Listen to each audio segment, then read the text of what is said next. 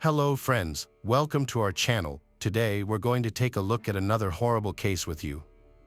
The case of Linda Slayton. Linda Patterson Slaten was born on March 8, 1950. At 16, she became pregnant with her first son, Jeff, and 3 years later, her second son, Tim. To build a stable family, she convinced her boyfriend, Frank Slaten, to marry her. Unfortunately, the marriage turned out to be disastrous. Frank's alcoholism addiction led to routine abuse of Linda and their sons. Jeff and Tim remember their father's violent behavior, which was triggered by his drinking. The abuse was so severe that Linda considered divorce, and in 1974, she finally escaped the toxic marriage. After 9 tumultuous years, Linda divorced Frank and started a new life as a single mother to her 2 teenage sons. Despite financial struggles and limited resources, she worked hard to provide for her family and be a caring presence in her sons' lives. Without a car, Jeff and Tim often walked to school or relied on others for rides. Jeff and Tim loved playing football, but they didn't have a ride to practice, so their Coach Joseph, would often give them a lift to and from their home. Around the same time, Linda was preparing her home for her mother's visit. She wanted her mother to move in, hoping her presence would help tidy up the house and make it feel more welcoming. Linda's sister Judy would often visit her, and they would spend their time chatting over coffee. However, on September 4, 1981, Judy arrived at Linda's apartment around 8:30 a.m. to find something shocking. The night before, on September 3, 1981, Jeff had come home from football practice to find no food, so he went to his grandparents' place. He returned home around 9:30 p.m. to find the house empty. Later, around 11:30 p.m., Linda and her younger son Tim came home. Linda had been at a neighbor's place playing cards, and before that, she had done some household chores. Jeff saw his mom doing the dishes while Tim went to bed. Jeff apologized to his mom for their earlier argument, and they made up before Linda said goodnight to her boys. Jeff's last words to his mother were, "I love you, Mom, I'll see you tomorrow," but tragically, that would be the last conversation they would ever have. On September 4, 1981, at around 8:30 a.m., Judy visited Linda's apartment. When she knocked on Linda's bedroom door, there was no response. This was unusual, as Linda typically woke up before the boys left for school. Judy thought maybe Linda was still asleep, but as she turned to leave, she noticed something odd. The window in Linda's room was open, and the sheet that usually covered it was missing. Judy's concern grew, and she knocked on the door again. This time, she opened it and was met with a horrific sight: Linda's lifeless body on the floor, a wire clothes hanger wrapped around her neck. Linda was partially undressed, and her cupboard was wide open, but there were no signs of a struggle. Everything else in the room was in its usual place. Judy's scream alerted a nearby caretaker, who immediately called 911. Within minutes, the police, news reporters, and medical services arrived at the scene. The area was quickly cordoned off. Tim and Jeff were abruptly awakened by police officers, who then asked them to leave their home, which had become a crime scene. Jeff managed to avoid seeing his lifeless mother by passing by her room quickly, but Tim caught a glimpse of her for the last time. The 2 boys were subsequently sent to live with their grandparents while the investigation continued. Tragically, their mother, Linda, had been murdered at the age of 31. As soon as the boys had left, Sergeant Edgar Pickett of the Lakeland Police Department arrived at the crime scene to take charge of the case. He played a crucial role in the investigation and discovered vital evidence. Upon beginning his examination of the scene, Sergeant Pickett found several fingerprints in Linda's bedroom. While most belonged to the victim, one print did not match Linda's appeared. A palm print was discovered on the windowsill of Linda Slayton's bedroom, the same window that was missing a sheet, sparking an investigation into her death. An autopsy revealed multiple bruises and marks on her arms, shoulders, and neck, and her partially naked body suggested possible sexual assault.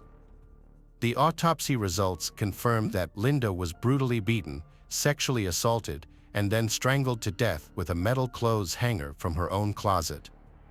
The palm print found on the windowsill was a crucial piece of evidence, but unfortunately, forensic DNA analysis was not available at the time.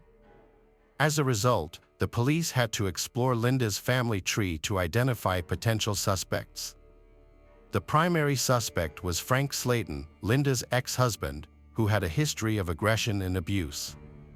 In 1975, during their divorce, Linda described Frank as having an aggressive nature and being neglectful of his family.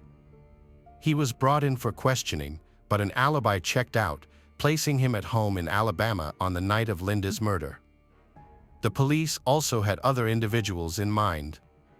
One of them was Jeff Slaten, Linda's son. The reason for this was a heated argument between Jeff and his mother that occurred before her murder. As the eldest son, Jeff had a complex relationship with his mother, having grown up in a household with an abusive father and later a single mother. Although Jeff and his mother frequently argued, they always managed to make amends. On the night of the murder, Jeff had made up with his mother before going to bed. When questioned by the police, Jeff passed 2 polygraph tests, which led to his name being cleared from the list of suspects. By September 2001, the police were struggling to find new leads in the case, nearly a year after the murder. However, things took a turn when they received information about a 24-year-old man who was reportedly involved in a similar crime, reigniting their investigation. Jimmy Ulmer was a suspect in Linda's murder case due to a previous crime where he attempted to abduct a 10-year-old girl through her bedroom window. A police check revealed that Ulmer had received an 80-year prison sentence, and his crimes bore a striking resemblance to Linda's case. Furthermore, Ulmer had been living in the same apartment complex as Linda at the time of the murder. The evidence against him made Ulmer the prime suspect, but he died during the investigation, making a DNA match impossible without exhuming his body. Fortunately, Ulmer's mother allowed the authorities to collect a DNA sample from him, but the results did not match. With Ulmer ruled out, the investigation turned to other potential suspects, but no one was ever charged. Despite looking into other leads, the case eventually went cold. The Slaten brothers, Linda's children, were now left to cope with the loss of their mother, relying solely on their grandparents, Clarence and Margaret Harris, for support. After Linda passed away, her family held a funeral and gradually returned to their normal routines. Her sons went back to school, and as time went by, they began to heal and move on from what had happened. Tim eventually started playing football again, and he found comfort in the support of his teammates and coach Joseph, who would often give him rides to and from practice. Tim put up a photo of his team in his bedroom, which became a source of motivation for him to keep moving forward and overcome his challenges. After their mother's death, the young Slaten brothers grew into men who built loving families of their own. Jeff got married and had 2 children, while Tim also started a family. As the years passed, both brothers regularly checked in with the Lakeland investigators to see if there were any updates on their mother's case. By 1998, Sergeant Edgar Pickett had left the case, and a new investigation team took over. Detective Brad Grace was assigned to the Slaten case and began reviewing the evidence. He discovered unidentified DNA from the 1981 crime scene and sent it to the Florida Department of Law Enforcement's Major Crime Lab for analysis. By 1999, the lab had successfully developed a full DNA profile of the killer. In 2001, Detective Grace reviewed the list of suspects in the Slaten case, determined to collect DNA samples from each one. He arranged a meeting with the Slaten brothers and collected their DNA samples, which were sent for further testing. However, the results revealed no match with the DNA profile of the suspected murderer. After clearing Jeff's name, Detective Grace turned his attention to Frank Slaten. Frank had since quit drinking and appeared to have overcome his aggressive tendencies, even reconnecting with his sons, Tim and Jeff. Frank agreed to submit his DNA for testing, but it did not match the DNA profile. Detective Grace attempted to find a match for the unidentified DNA profile by submitting it to the FBI's National DNA Database in 2005. Over the years, he eliminated dozens of suspects through DNA evidence, but he retired in 2015 after 17 years on the case. The case was then assigned to new detectives, Tommy Hathcock and Russell Hurley. Detective Tommy made a significant breakthrough in the investigation 3 years in, when they discovered that the Florida Department of Law Enforcement had developed a cutting-edge technology that could help identify unidentifiable DNA. She immediately sent the unidentified DNA from the Slaten case to a genetic genealogist, who uploaded it to a public genealogy website called GMatch. The website, run by Moore, produced a list of people who shared DNA with the killer. Moore then used birth certificates, marriage certificates, obituaries, and social media to build a genetic family tree. As she dug deeper, she created 3 branches of the family tree that led to a single individual who was likely responsible for Linda Slayton's murder. The DNA profile and family tree pointed to one person, Joseph Clinton Mills, also known as Coach Joseph. In a shocking twist, it turned out that Joseph was a familiar face to the Slaten family. His picture even hung on Tim's bedroom wall, with Joseph standing just above Tim's shoulder. Upon learning the killer's name, detectives Tommy and Russell began investigating Joseph Mills' background. They uncovered a history of crimes, including grand theft committed through forging a will. Although Joseph was never charged for this crime, the police had collected his palm and fingerprints. Significantly, a palm print matching Joseph was found on the windowsill at the crime scene by Sergeant Edgar Pickett. The family of the deceased might finally find closure in a cold case that had been open for over 40 years. To confirm their suspicions, investigators compared the palm prints taken from Linda Slayton's windowsill in 1981 to the suspect's palm print and found a match. However, they still needed to compare a recent DNA sample from the suspect to the DNA evidence from the Slaten case. To do this without alerting the suspect, detectives decided to obtain his DNA for testing without his knowledge. To gather evidence, investigators took garbage bags from Joseph Mills's house and searched them at the police station for items that could contain his DNA. While sorting through the trash, they found a piece of medical adhesive tape in one of the bags and sent it to the crime lab for testing. As they awaited the DNA results, the detectives looked into Joseph's private life. He was a 58-year-old married man with children and grandchildren who had spent most of his life in Kathleen, Florida, just 30 minutes from the crime scene. 2 weeks later, the crime lab results came in, revealing that the unknown DNA found at the scene matched the DNA on the medical adhesive tape. In December 2019, detectives arrested Joseph and brought him in for questioning. It was discovered that Joseph was only around 20 years old when he committed the crime in 1981. Police had spoken to him over the phone just a day after the murder, but Joseph had told investigators that he had dropped the victim off after football practice on the night of September 3, 1981, the evening before the murder. The police did not initially suspect Joseph, but he eventually became a person of interest. During questioning, Joseph claimed that Linda Slayton had invited him over for consensual sex. However, investigators thought this was a fabricated story. They suspected that Joseph had actually targeted Linda before the night of the murder, partly because he had frequently given her son, Tim, rides to and from football practice, and also because he had been seen lingering around the Slaytons' residence. According to Joseph's statement, on the night of September 3, 1981, after dropping Tim off at his house after football practice, Joseph returned to the Slaytons' residence when no one was home. He broke in through Linda's bedroom window and hid in her closet until she went to bed. Once she was asleep, Joseph emerged from the closet, beat, sexually assaulted, and ultimately strangled Linda using a wire hanger from her closet. Joseph Mills was found guilty of first-degree murder and sexual battery. During his sentencing, family members of the victim, Linda Slayton, confronted him and demanded to know why he committed the crime. However, Joseph failed to provide any explanation or apology, simply stating, "I am a good person." The judge sentenced Joseph to life in prison without the possibility of parole. Although the Slaten family found some comfort in knowing that Joseph will spend the rest of his life behind bars, they were still outraged that he was able to live freely for so many years while they suffered without their mother. Tim, Linda's son, was particularly shocked by the revelation.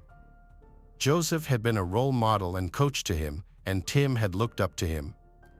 However, it turned out that Joseph had been playing a sinister game.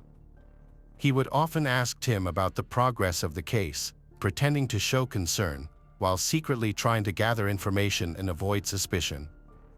Joseph would ask about new leads and news, but Tim had no idea that the killer was standing right in front of him. Even today, Tim does not believe that the person he trusted most was actually his mother's killer.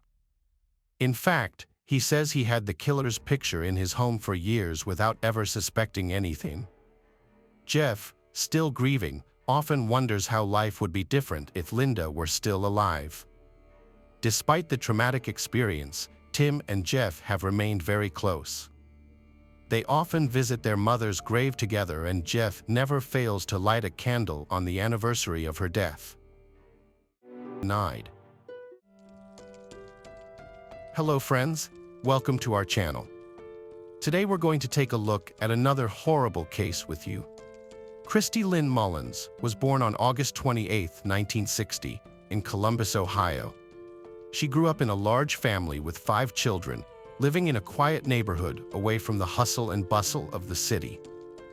In the summer of 1975, when Christy was 14, she spent most of her time hanging out with her friends and her sisters, and their favorite spot was the pool at the nearby residential complex, especially on hot summer days. Sometimes she also worked as a babysitter, looking after the kids of people she knew. On August 22nd, one of them asked Christy to watch her child until late in the evening. The next day, Christy woke up around noon and began pondering what to do with her birthday, just 5 days away.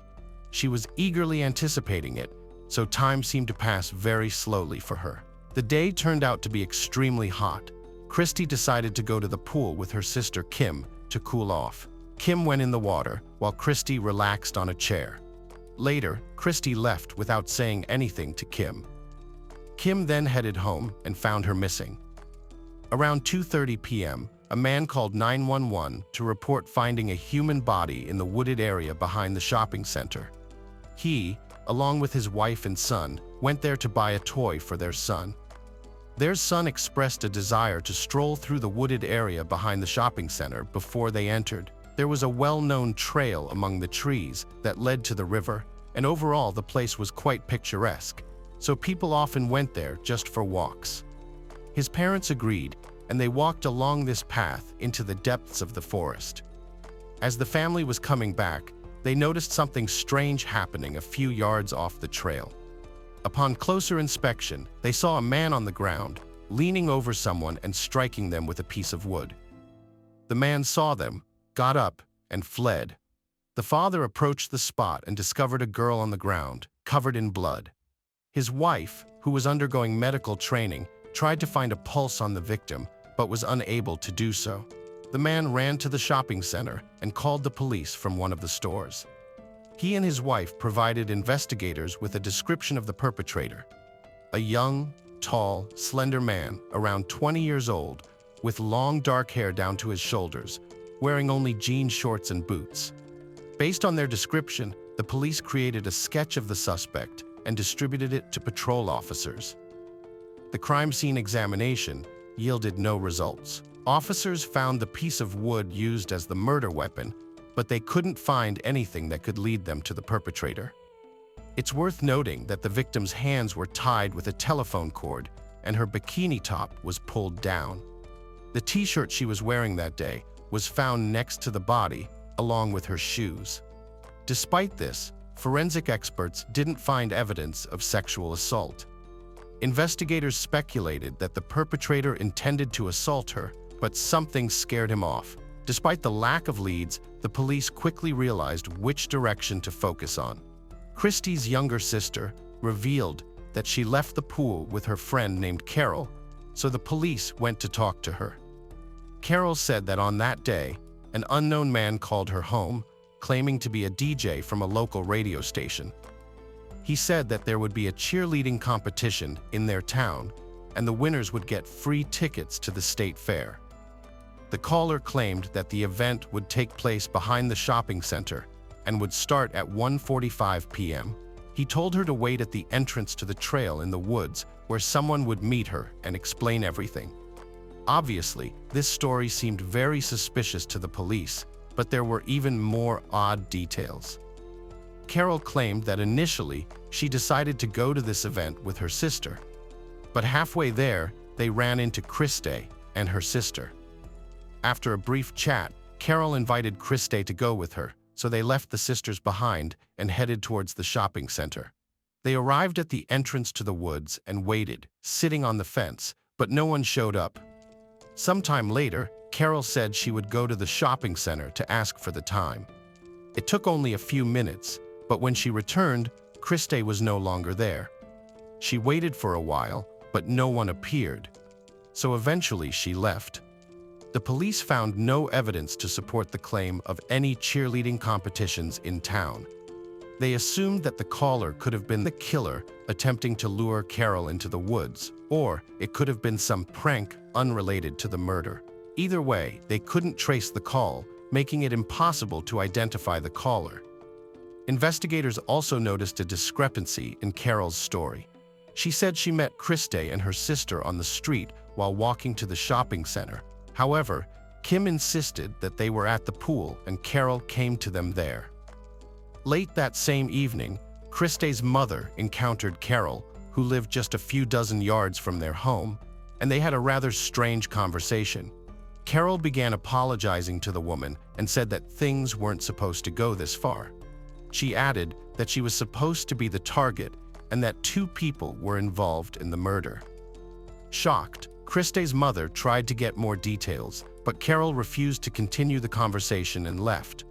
She reported this to the police, and they spoke with Carol again, but she claimed she hadn't said anything like that and insisted on the truthfulness of her initial testimony. Later, she was questioned again with a polygraph, and the operator didn't detect any signs of deception in response to important questions. After this, investigators shifted their focus away from Carol and continued searching for other leads. In the following days, as news of the brutal murder spread throughout the city, local residents were gripped by widespread fear, realizing that a dangerous criminal was still at large. The police believed the killer was a local resident, as they knew about the trail behind the shopping center. Detectives deployed all their resources to find the culprit, and 3 days after Christie's murder, there was a long-awaited breakthrough in the case. Around 5 p.m., a police officer was patrolling the center streets of Columbus when he spotted a man who remarkably resembled the sketch of Christie's killer. The patrol officers immediately contacted the detectives, who quickly arrived at the scene. They asked the man to go with them to the station to answer a few questions, and he agreed. He turned out to be 25-year-old Jack Carmen. Despite the fact that he voluntarily agreed to answer their questions, the police immediately faced a problem. The man had a significant intellectual disability. His IQ, according to various tests, was estimated to be around 50 points. Jack was under the care of a specialized medical institution and lived in an apartment provided by a non-profit organization where he worked. He couldn't read, write, and spoke poorly, but the detectives on Christie's case couldn't ignore the striking resemblance between him and the composite sketch. The interrogation proved to be very challenging. For most of the time, Jack responded to the detectives' questions with a single word or remained silent. The detectives also began to doubt whether he was fully capable of understanding and comprehending the meaning of their questions. The interrogation lasted for 6 hours, but eventually, the detectives made some progress by asking the most simple and straightforward questions possible. They were able to obtain the long-awaited confession from Jack. According to his account, on that day, he left his apartment and took a bus to the shopping center to purchase pants and a shirt. As he walked through the parking lot towards the entrance, he noticed Christy sitting on the fence near the start of the trail leading into the woods. He approached Christy, grabbed her, tied her hands, and dragged her into the woods, where he assaulted her. After that, Christy tried to escape, and that's when Jack caught up with her. He grabbed a piece of wood from the ground and struck her multiple times on the head. Then, he ran to the main road in front of the shopping center and jumped on a bus. The next day, the police took him to the forest, and Jack pointed out the spot where he committed the crime. He also provided investigators with details that only the perpetrator could know, such as the fact that the piece of wood broke in half when he struck the victim with it. The detectives also lined up several people, including Jack, and asked the couple who found Christy to identify the person they saw that day. Both pointed to Jack. He was charged with several offenses, including assault and murder, despite the fact that experts didn't find any evidence of sexual assault. Jack confessed to it, so the prosecution decided not to exclude it. The prosecutor sought the death penalty, but Jack's lawyer, with his consent, struck a deal. Jack had to admit his guilt before the judge and receive a life sentence instead of execution.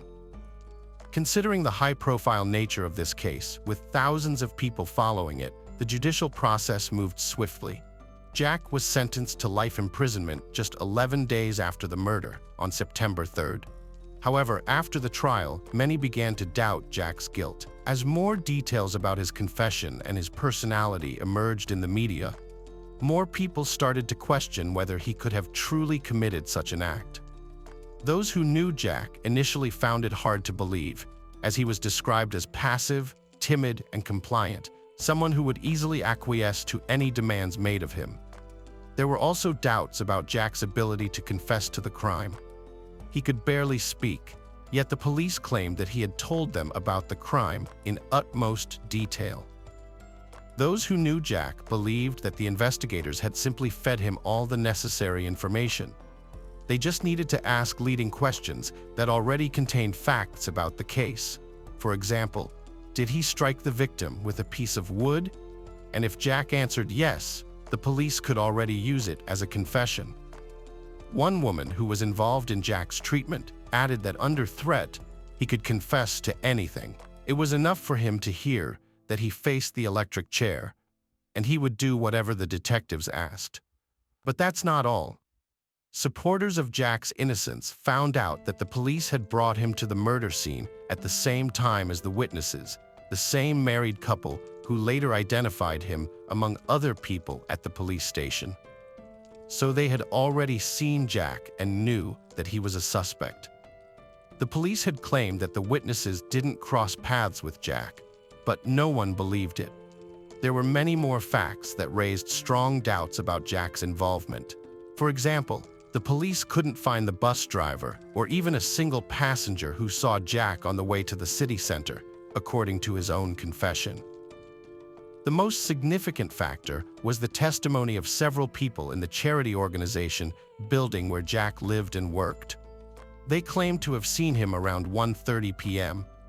If he was indeed there, he had absolutely no chance of taking a bus to the shopping center on the outskirts of the city and committing the murder by 1:50 p.m. Even if he had left immediately after being seen by the witnesses, the bus would take at least 40 minutes to cover that distance.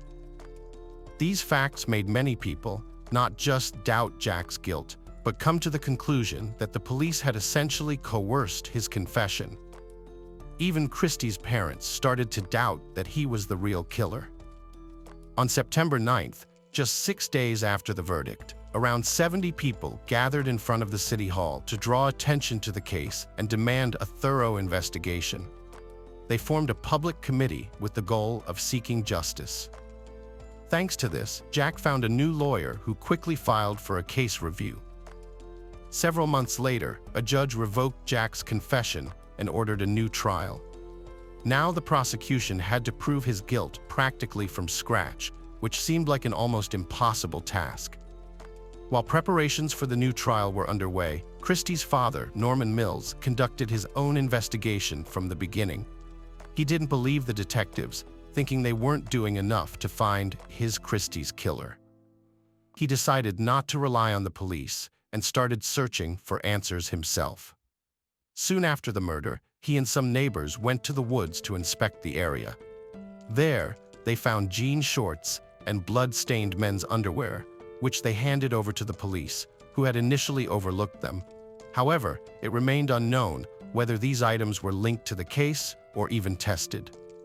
The new trial for Jack began only in 1977, 2 years after the murder. The defense had two main tasks: to prove Jack's innocence and to try to identify the real killer.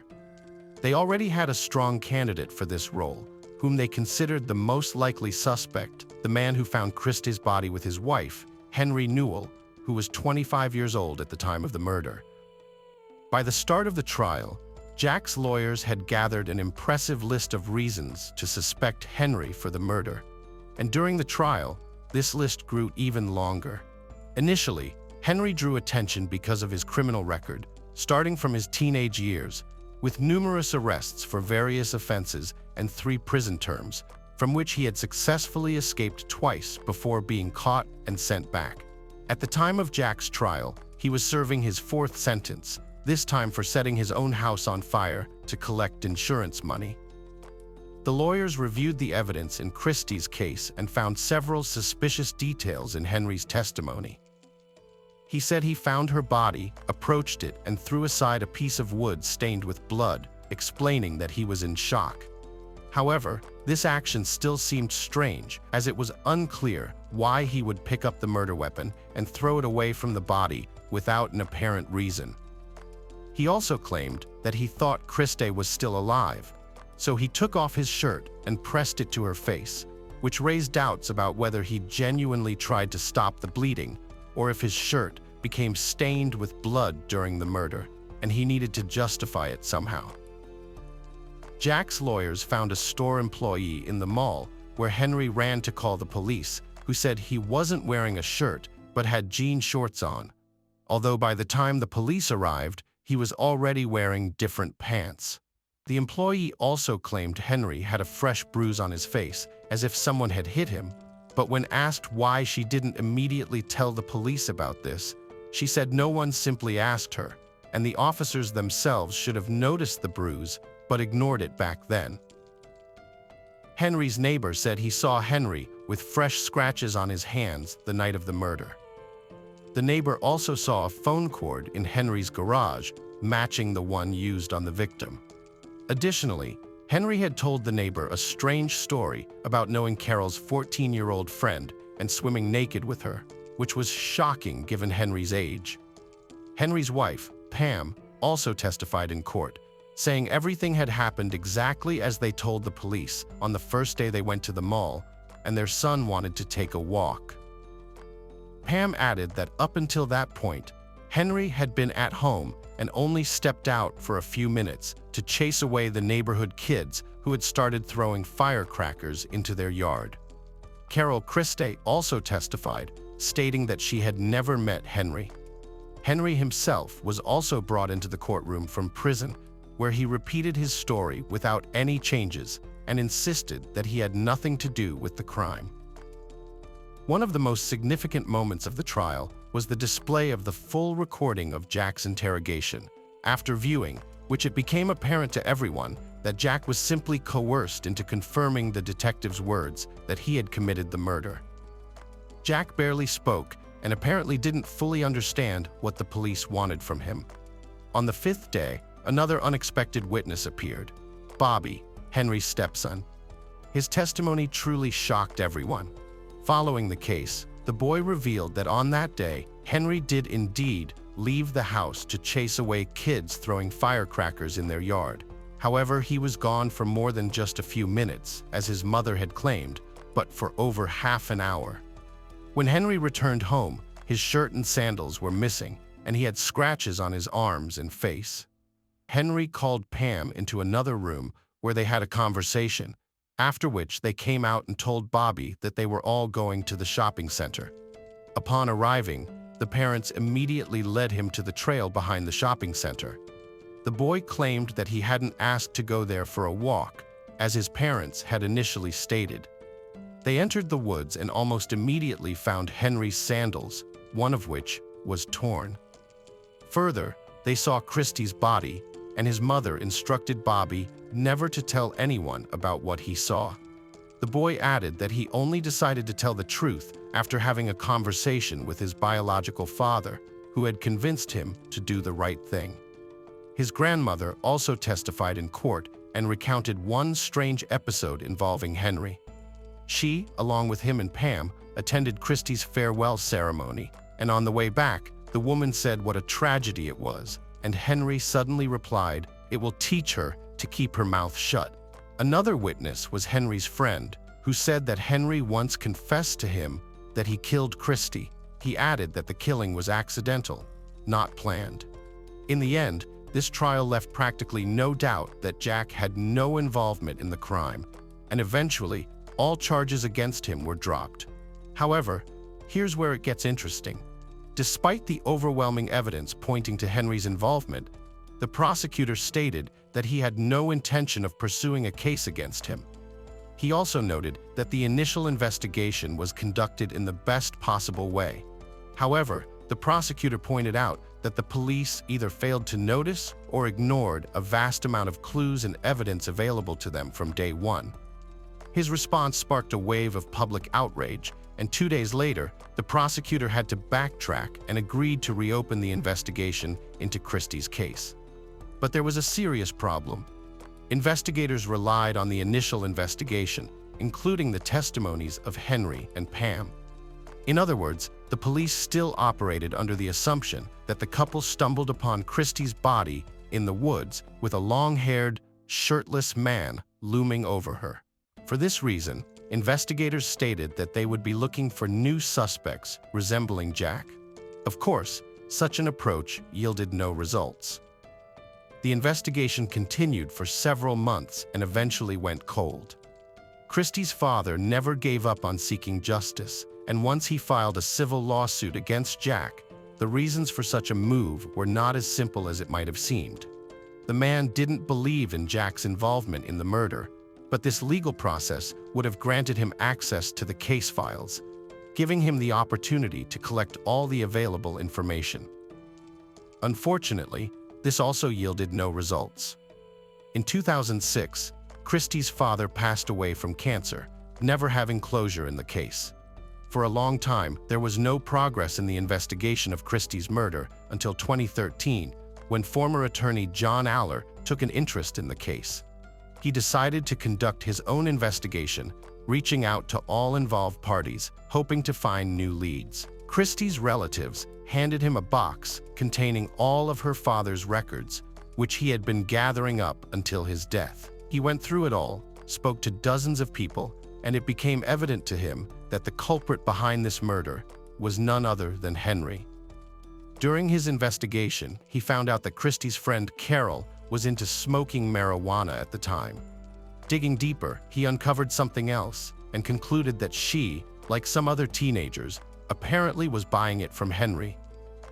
This became another link between him and Carol and could indicate the real reason why Christy went to that forest. He theorized that the whole story about the DJ was simply made up and that, in reality, Carol arranged to meet Henry in the forest to buy the illegal substance. Perhaps she decided to invite Christy along under some other pretext, such as using the same story about the DJ in a cheerleading competition. Another, much darker version suggested that Carol may have initially lured Christy there at Henry's request, who had planned to assault her. However, Christy fought back, as evidenced by the scratches and bruises on his body, and the man killed her. By that time, Henry had committed even more crimes, including domestic violence and assault. There was another incident linked to him, but he wasn't tried for it. The death of his wife Pam in 1982 was particularly concerning. Pam had filed for divorce, and just a month later, she was found dead in their apartment where she still lived with Henry. The official cause of death was a sleeping pill overdose, and the police found a note indicating that she had taken her own life. However, Pam's relatives didn't believe this version and suspected that Henry had tampered with the pills. The stranger part of this whole story was that no package of sleeping pills was found in the apartment, even though Pam obviously couldn't have disposed of it after taking such a large amount. That same year, in 2013, when the case was taken on, Henry passed away from cancer at the age of 63. Despite this, the investigators continued their work and released a book containing all available information about Christie's murder. The release of the book sparked a new wave of interest in the case, and Christie's relatives, along with other people, began demanding to reopen the investigation. Several of Henry's relatives also reached out to the investigators, stating that their entire family knew that he was the one who killed Christie, but had kept silent. One of them recounted that a few months before her 16th birthday, Henry had given her a car as a gift. They went for a ride together, and at some point, he asked her to stop, looked at her, and said that he had killed Christie, detailing the crime in full. The woman said she couldn't believe it, as she thought Henry had simply made up this story under the influence of alcohol.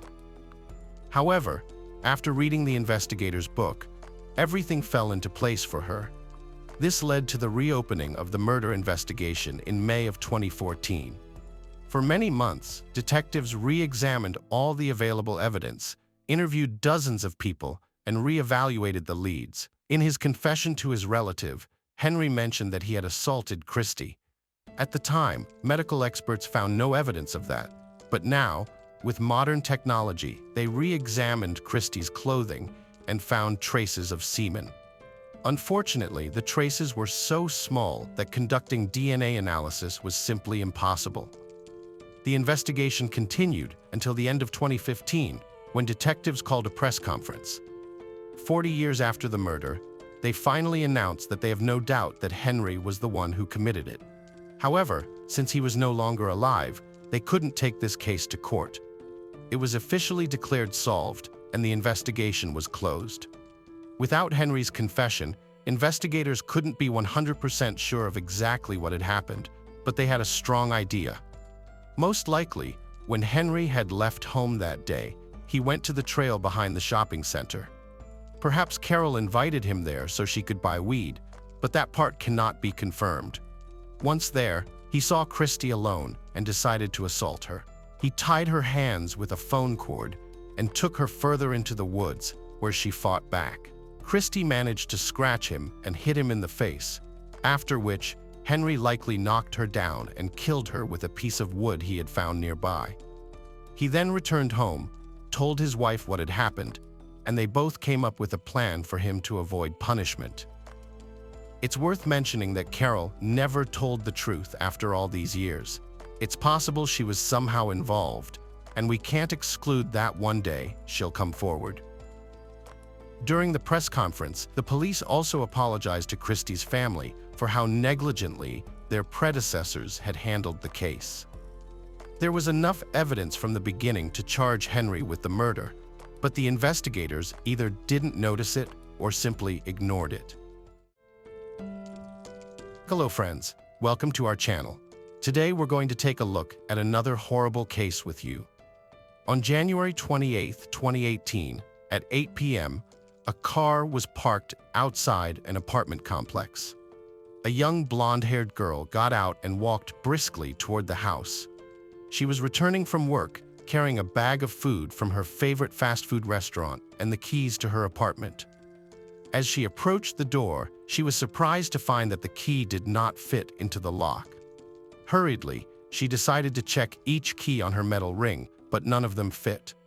Suddenly, she remembered giving her key to her brother and reopened her purse in search of a spare key.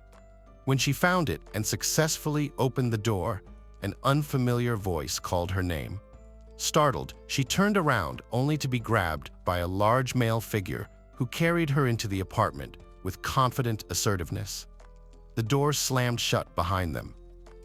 The next day, on January 29, 2018, staff members at Shaw Davis Funeral Home were concerned due to Rachel's unexplained absence from work. Known for being responsible and dedicated to her duties, Rachel's lack of response to phone calls worried them. The head of the office asked a delivery colleague to go check on Rachel at her apartment. Upon reaching Rachel's apartment, no one answered his knock or call. He then contacted the apartment complex manager. However, they could not gain access without tenant permission.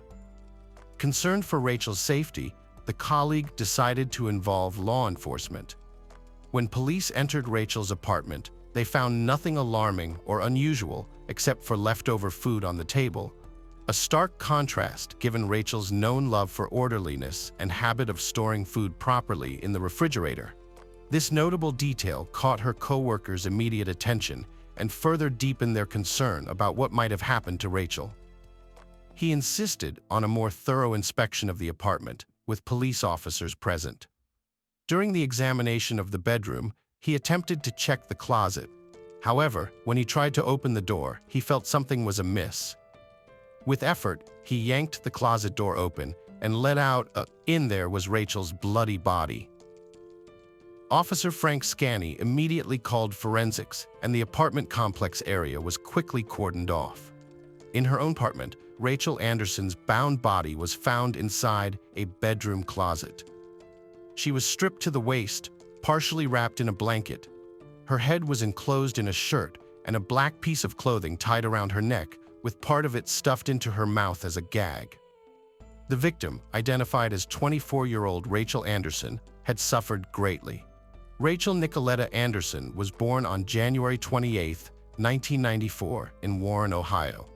She had a younger brother named John, who was adored by the family. Graduating from Warren Harding High School in 2012, where she excelled academically and athletically, Rachel chose an unusual profession that fascinated her since childhood. Dreaming of becoming a funeral director, she studied at Youngstown State University with a focus on mortuary science. Her dedication led her to be among the top students, and she received a scholarship for her efforts. Later, she attended Cincinnati College of Mortuary Science and graduated in 2016 with a Bachelor of Science in Mortuary Science. Becoming a member of the Ohio Funeral Directors Association solidified her career path. Rachel moved to Columbus for an internship at Shaw Davis Funeral Home, where she took her work very seriously. Helping families during their most difficult times meant everything to her. As Rachel's internship neared its conclusion, she looked forward to becoming a permanent staff member. Tragically, though, these aspirations were brutally snatched away. Rachel's body was transported to the morgue as investigators began interviewing witnesses right away. The autopsy performed revealed disturbing details about the horrific events leading up to her death. That night, the young woman endured unimaginable suffering. She was both strangled and stabbed. The incident left her with a laceration on her scalp and multiple fractures at the base of her skull. A particularly vicious stab wound penetrated the back of her neck, reaching the left hemisphere of her brain. Rachel was stabbed with such force, a fragment of skull broke off. Autopsy also disclosed she had been strangled using an electric blanket. Consequently, she experienced haging in her sternocomastoid muscles and eyelids, blood to fill in her eyes. Additionally, forensic analysis showed bruises and red marks on her ankles and wrists, confirming that she was alive when tied up. DNA evidence was found on both the rope and Rachel's body. The coroner concluded that the cause of death was indeed a stab wound to the head and neck, even though initial theories pointed towards strangulation. Following several interviews with Rachel's co-workers and ex-boyfriend, who had an alibi, police continued investigating various angles of the attack. Detectives revisited the victim's apartment for further searches, hoping to find clues or traces that could solve the case. On the living room floor lay Rachel's purse. However, it was missing. The 9-inch steak knife used in the attack was discovered by Rachel's mother 2 weeks later in a box within the apartment. This led detectives to their first theory: robbery. However, the sheer brutality suggested that this wasn't just a simple robbery, but rather an act committed by a sadistic individual reveling in exerting control over his victim. Investigators examined multiple motives but lacked solid suspects initially, keeping details about Rachel's death confidential to preserve investigative integrity. Over time, DNA samples were retrieved from various parts of Rachel's body and crime scene, but unfortunately didn't match any entries in special services databases. Surveillance footage captured two individuals using Rachel's car to traverse the city. During this period, cash withdrawals were made from Rachel's debit and credit cards. Location services data identified a phone number that had been present in Rachel Anderson's apartment between 7:59 p.m. and 9:25 p.m., providing another potential lead for investigators to pursue. On January 28, 2018, by diligently examining the gathered evidence, it became evident where the caller was located at various times. After identifying the account through the phone number uncovered, investigators were able to pinpoint the suspect. He was identified as 54-year-old Anthony Perron, a recidivist, violent criminal and rapist, with a history marred by numerous offenses. Before committing the murder of Rachel Anderson, his criminal activities included multiple rapes, robbery, kidnapping, and attempted murder. Cumulatively, he spent 33 years in prison for these crimes. Anthony Perron's life was marked by turmoil from a young age. Initially raised by his grandparents before living with his mother, he exhibited significant behavioral issues. As a child, he was diagnosed with conduct disorder and antisocial personality disorder due to ongoing social problems. In March 1979, at the age of 14, Anthony was temporarily committed to the Ohio Youth Commission. By July of that year, he was placed in the custody of the court and transferred to Franklin County Children's Services temporarily. Again, in December of that year, he faced charges for making threats and was sent back to the Ohio Youth Commission before being placed in foster care. In 1980, Anthony Perron faced charges of abuse. The victim was his foster parents' son. At just 15 years old, when he committed this crime while babysitting for his foster mother who had gone shopping, Perron later confessed to Columbus police that he acted out of anger following an argument with his girlfriend. As a juvenile offender on November 13, 1981, at just 16, Perron manipulated circumstances to gain entry into his girlfriend's mother's home under the pretense of using her telephone. Once inside, wielding a butcher knife on her, he assaulted her and stole $100 from her purse. He subsequently bound her hands and feet and gagged her before placing her in his car's trunk. He drove her to Valleydale, where he untied her feet briefly before throwing her into the river. Despite being partially clothed at that time, she managed to stay afloat, which appeared unexpected to him.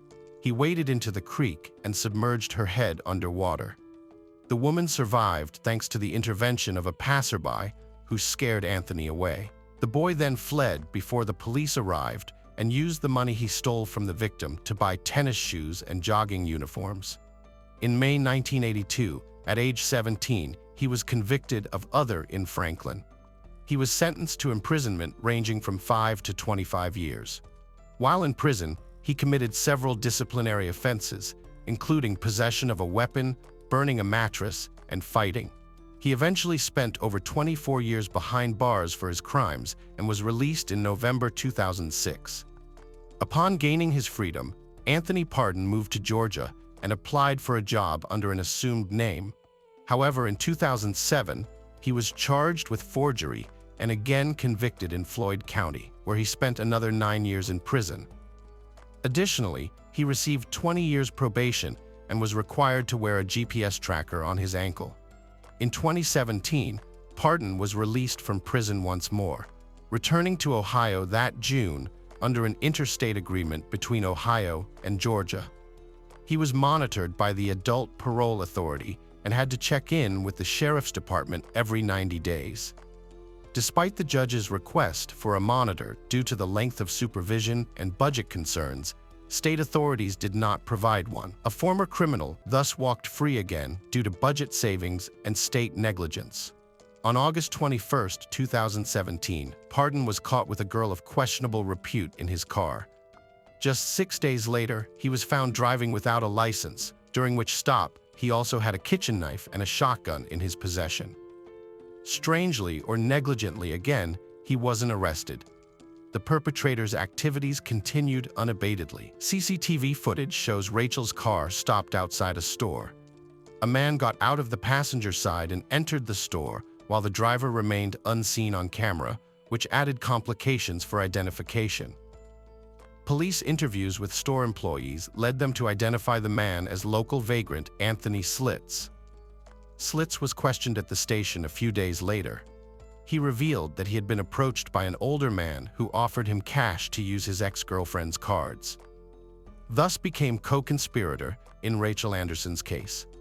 Anthony Slaten confirmed identifying Anthony Pardon and detailed their route taken on January 28, 2018, when they attempted to cash out Rachel's stolen cards. The matter remained unresolved until they could find and apprehend Anthony Pardon himself. On February 9, 2018, a prolonged stakeout at Anthony Pardon's sister's house led to his arrest. The 54-year-old repeat offender faced 9 charges, including aggravated burglary, aggravated robbery, kidnapping, rape, and aggravated murder. His trial began on February 4, 2020. 4 witnesses testified on the first day. Rachel Anderson's co-worker Jonathan Kennedy, who found her body, Jonathan, the manager of her apartment complex, and Officer Frank Slaten, who saw the surveillance tape while in his car outside the apartment when Kennedy made the discovery. Rachel's brother John and Special Agent Joshua Durst testified on February 5th. The lead detective Art Hughes took the stand on February 6. That same day, Pardon expressed dissatisfaction with his attorneys to the judge and requested new representation. It seemed he was deliberately stalling. On Monday, February 10th, prosecutors introduced a latent print expert alongside other specialists. They detailed how technology helped trace where Rachel Anderson's debit card had been used and linked it to the crime scene. Additionally, Pardon's sister disclosed that he had given her Rachel's debit card, claiming it belonged to his girlfriend. She later realized from TV news that it was connected to the crime victim. The final day of testimony occurred on Tuesday, February 11th. The medical examiner confirmed that Pardon's DNA was present at the scene. A forensic pathologist and a deputy coroner from Franklin County elaborated on Rachel Anderson's injuries. In court, they reconstructed a detailed timeline of Rachel Anderson's final days. She celebrated her 24th birthday on January 26th and January 27th in 2018. Her brother John traveled from Warren to Columbus to visit her during this time. The following day, she and her brother journeyed to the residence of her friend and colleague, John Kennedy. There, friends organized a party to celebrate Rachel's birthday. After an extended celebration, Rachel and her brother decided to spend the night at their friend's home. The next morning, Rachel headed to work, leaving her apartment key with her brother. On the 28th, John Anderson returned to his hometown and inadvertently took the key along. Around 1 p.m., Rachel texted John Kennedy, who had a spare key to her house, to retrieve it. She mentioned she would stop by his place to pick it up. At approximately 6:30 p.m., Rachel spoke with her mother before collecting the key from Kennedy. Since the apartment door could only be locked from the outside with a key, Anderson had to leave it unlocked. Rachel then stopped for dinner at her favorite restaurant, arriving back at her apartment around 7:30 p.m. Upon reaching home, Pardon was waiting for her outside the building. He abducted Rachel and took her from the ground floor up to the top floor of the complex. Using excessive force, he restrained her by binding her feet with a hairdryer cord and securing her hands with cords from blinds and a belt. Once immobilized, he wrapped a curling iron cord around her wrists to prevent any outcry. To further silence Rachel, he gagged her. The assailant coerced Rachel into revealing her bank card pins. Subsequently, he subjected her to further torment and exploitation before ultimately strangling her using an electric blanket cord in cold blood. He inflicted additional blunt force trauma along with a stab wound to her head. Afterward, he concealed Rachel's body in a closet, leaving it undressed below the waist and with the electric blanket cord tied around both her neck and door handle. The perpetrator then stole Rachel's car and misused all of her bank cards at various stores in Columbus for quick monetary gain. The final hearing took place on February 12th. Assistant Prosecutor Amy Van Keulen presented the state's initial closing argument, laying out a timeline of the crime and asserting that Pardon had brutally murdered Rachel Anderson. In his closing argument, defendant's attorney Larry Thomas admitted Pardon used the victim's cards, but maintained that he wasn't responsible for the crime. Thomas argued that the state's case was based on speculation and that DNA and cell phone evidence did not conclusively link Pardon to the crime. The jury, comprised of 4 men and 8 women, deliberated for about 6 hours over 2 days before convicting him on all counts. The prosecution sought the death penalty due to Rachel Anderson's murder occurring during an aggravated burglary and because of Pardon's prior conviction for a similar attempted murder. Given his extensive criminal history, they argued against clemency. Prosecutor O'Brien stated some individuals simply cannot abide by the law, emphasizing that Anthony Pardon is one such person. The sentencing phase began on February 18th. The defense aimed to mitigate aggravating factors by highlighting Pardon's troubled childhood to both the court and jury. Despite their efforts, prosecutors contended that the aggravating circumstances far outweighed any mitigating factors, and it was evidenced in trial that Anthony knew exactly what he was doing during his attack on Rachel.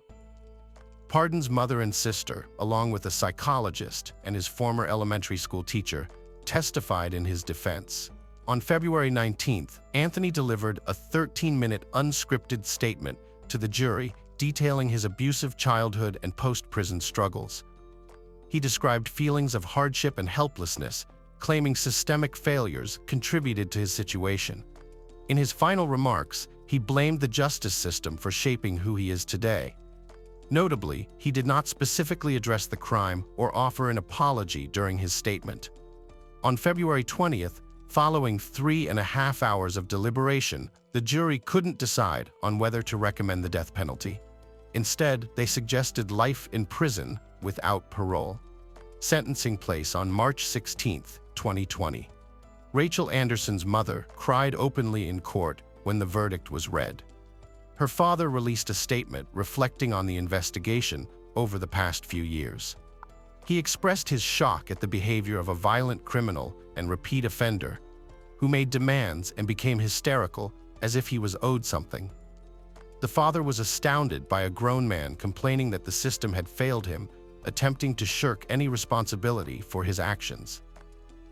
In his final words, Rachel Anderson's father acknowledged that while the system has its flaws, it failed his daughter in this particular instance. Judge McIntosh sentenced Anthony Pardon to 1 life sentence without parole for aggravated murder and another life sentence without parole for violence. Additionally, Anthony Pardon received an extra 63 years in prison for aggravated burglary, kidnapping, and aggravated robbery, along with multiple violent offenses. This grim outcome marked what would have been Rachel Anderson's 24th birthday. A young woman with her future ahead of her had her life tragically cut short. She was nearing the end of her internship and was about to receive a promising job offer. Rachel now rests at Pineview Memorial Park. Her family and friends are struggling with this sudden loss. Every year on January 28th, loved ones light candles in their homes to remember a smiling Rachel. To know Rachel was to love her. She had a beautiful soul and would go out of her way for her friends. Throughout her life, she pursued many hobbies but placed great importance on her career. Rachel possessed a gift of compassion. She loved dancing, being around family and friends, and children. She cherished life until it was taken from her. Hello friends, welcome to our channel. Today we're going to take a look at another horrible case with you, the case of Tara Lynn Grant. Hi everyone, today we're diving into the baffling case of a mother who disappeared from her home under mysterious circumstances. The police launched an exhaustive investigation, unearthing surprising and even bizarre clues. As they pieced together the truth, even seasoned detectives were left stunned. This case quickly became one of the most sensational in the country, with its shocking details leaving everyone outraged. Taryn Grant was born on June 22, 1972, in Michigan. She grew up on a farm with her parents and sister, developing a deep love for the outdoors, horseback riding, and helping with the farm animals.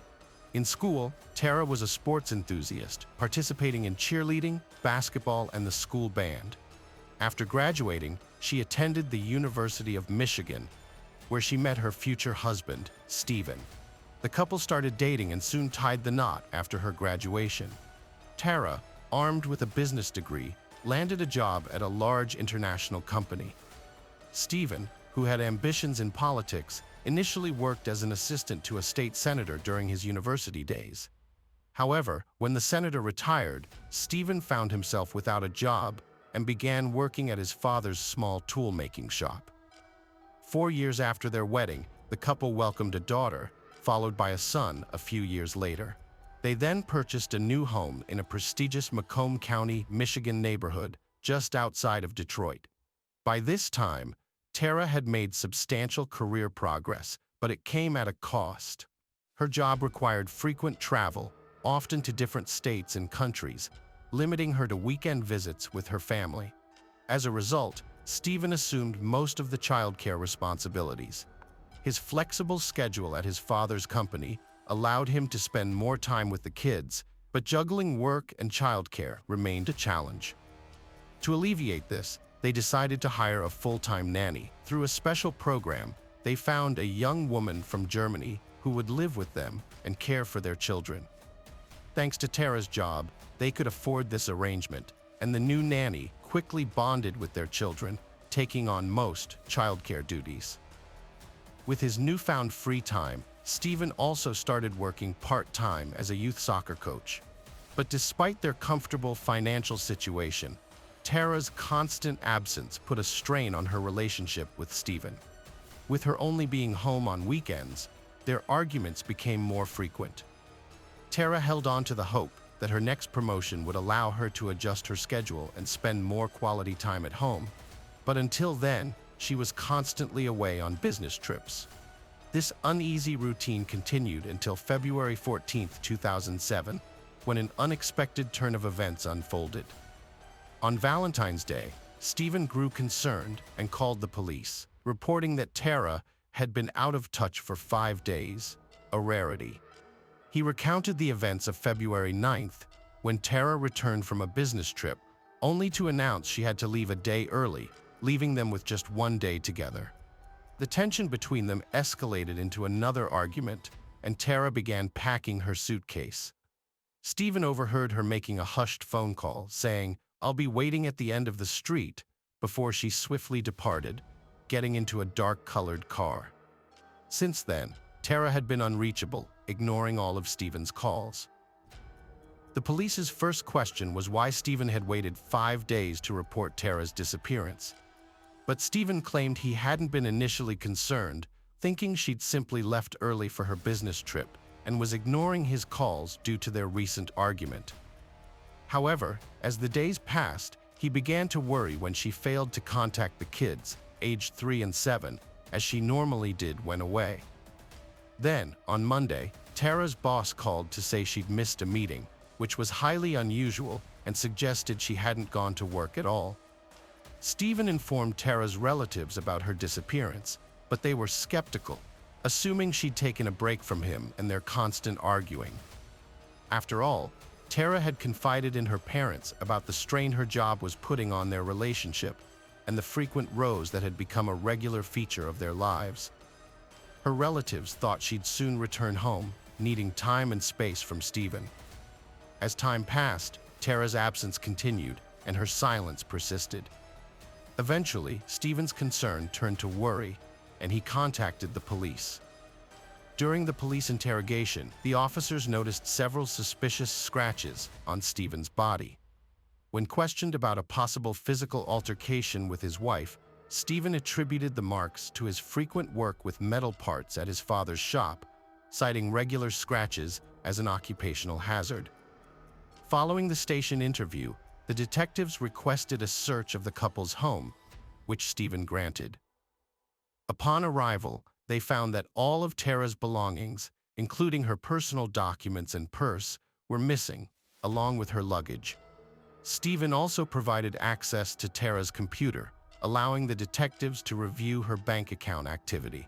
The lack of transactions since her disappearance seemed unusual, as one would expect some financial activity if she had indeed traveled, such as booking a flight or hotel. During the search of the house, detectives failed to uncover any clues that could explain Tara's disappearance.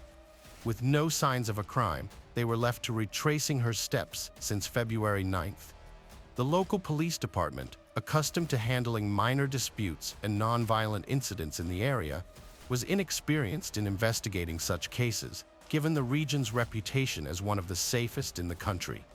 Stephen was outraged when asked to take a polygraph test, feeling accused by the police. He tearfully insisted he would never harm his wife. The police departed, considering their next moves, but Stephen surprisingly called them the following morning, ready to cooperate. However, just moments later, his lawyer intervened, advising against the interrogation. The police had no choice but to focus on Stephen as the prime suspect, being Tara's husband. Standard procedure aside, they had no other leads to pursue. Tara's relatives, friends, and colleagues all claimed to have had no contact with her since February 9th and were clueless about her whereabouts. Moreover, her bank account remained inactive, despite her likely need for financial transactions. Detectives shifted their focus to Stephen, and it didn't take long to uncover an important detail. His driver's license had been revoked, yet he continued to drive. They waited for him to get behind the wheel and then arrested him. However, Stephen still felt like he was being treated as a suspect and refused to cooperate with the police. His lawyer quickly secured his release, and Stephen returned home. The police persisted in their search for clues, obtaining Tara's mobile phone records in the process. They found that her last call was made on the day she vanished, when she called Stephen from the airport, saying she'd be home soon. After that, Stephen made numerous calls to her, but they all went to voicemail. The detectives listened to these recordings, in which Stephen repeatedly asked her to answer or call back, accusing her of neglecting their children. He also pleaded with her to come home for their sake. The phone itself was turned off, and according to the cell phone carrier's data, it last connected to cell towers near Tara's house on the evening of her disappearance. Notably, there were no incoming calls during that period.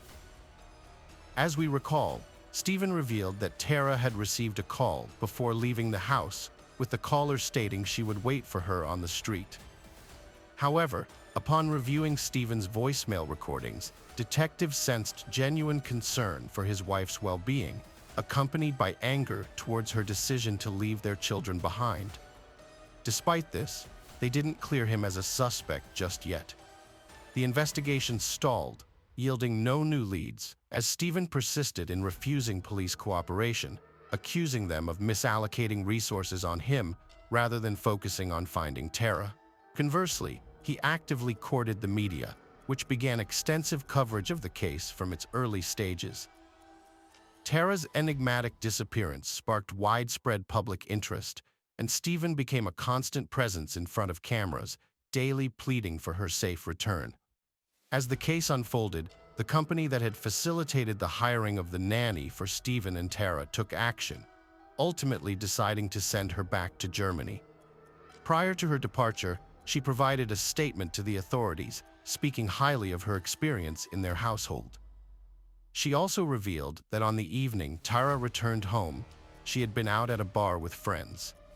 Upon her return, she encountered Stephen, who appeared distraught, informing her that Tara had just exited the house. Despite refusing to cooperate with the police, Stephen hired a former FBI agent as a private detective to investigate Tara's disappearance. However, this effort also yielded no results. With no leads, the police decided to take a different approach. They contacted the agency that helped Tara and Stephen find their nanny, and there they made an interesting discovery.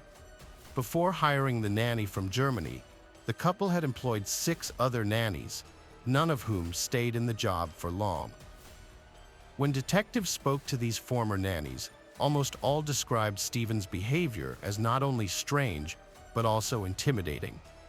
According to their accounts, Stephen would rummage through their belongings, ask them inappropriate questions, and frequently yell at them, treating them like they were his subordinates. The police were puzzled by the stark contrast between these descriptions and the German nanny's glowing account of her time with the family. They obtained permission to monitor her emails and phone calls, which led to a surprising revelation. Detectives uncovered messages between the nanny and Stephen, revealing that they had been having an affair. It turned out that the 19-year-old nanny had been in a romantic relationship with Stephen during Tara's business trips, and this continued until she was forced to leave the country. Although the police considered Stephen's infidelity a significant lead, it did not directly link him to Tara's disappearance. Thus, they continued searching for additional evidence. During interviews with Tara's relatives and friends, detectives discovered that almost everyone had disliked Stephen since she married him. They described him as behaving strangely, trying to control her every move, and having poor relationships with her family members. The investigation further revealed that Stephen's former girlfriend, whom he dated before meeting Tara, contacted the police with some information. She disclosed that Stephen had reached out to her several months prior, and their conversations gradually became more intimate over time. Stephen eventually expressed his desire to start a relationship. He took on almost all parenting responsibilities and was a better mother than she was. When reporters asked about their financial situation and whether he had been living mostly on Tara's money, Stephen became angry and insisted he didn't need a penny from her. During the interview, Stephen made accusations of infidelity against Tara, but he failed to provide any evidence to support his claims. Throughout the conversation, he consistently denigrated Tara, emphasizing the difficulties he had faced in their marriage. Meanwhile, the detectives made significant progress in their investigation. Previously, they had been unable to obtain a search warrant for Tara's home due to lack of sufficient grounds, and Stephen had refused to grant them voluntary access. However, after the discovery of the blood-stained bag in the park, the judge finally granted the warrant. As the police arrived at the house, Stephen returned from the interview.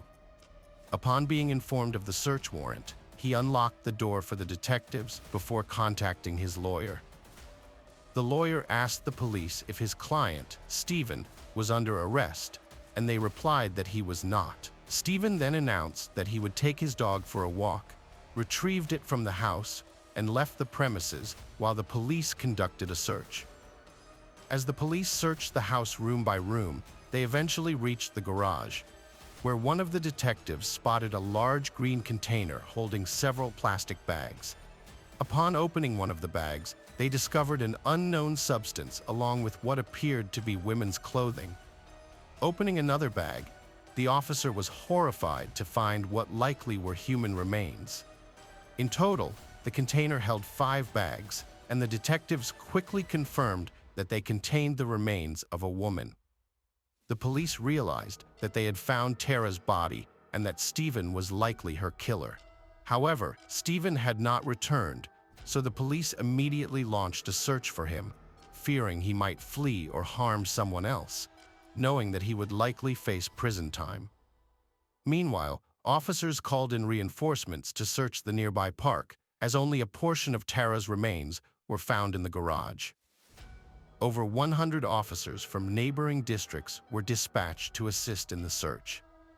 Their efforts quickly paid off, as they found another part of the body several hundred yards from where the bag was discovered, and later they found the head. Due to the cold temperatures, the remains were well preserved, allowing detectives to confirm that they belonged to Tara. As the search continued, the police found several more body parts, and when night fell, the search was suspended until morning. All this time, detectives were also trying to track down Stephen, but they were unsuccessful.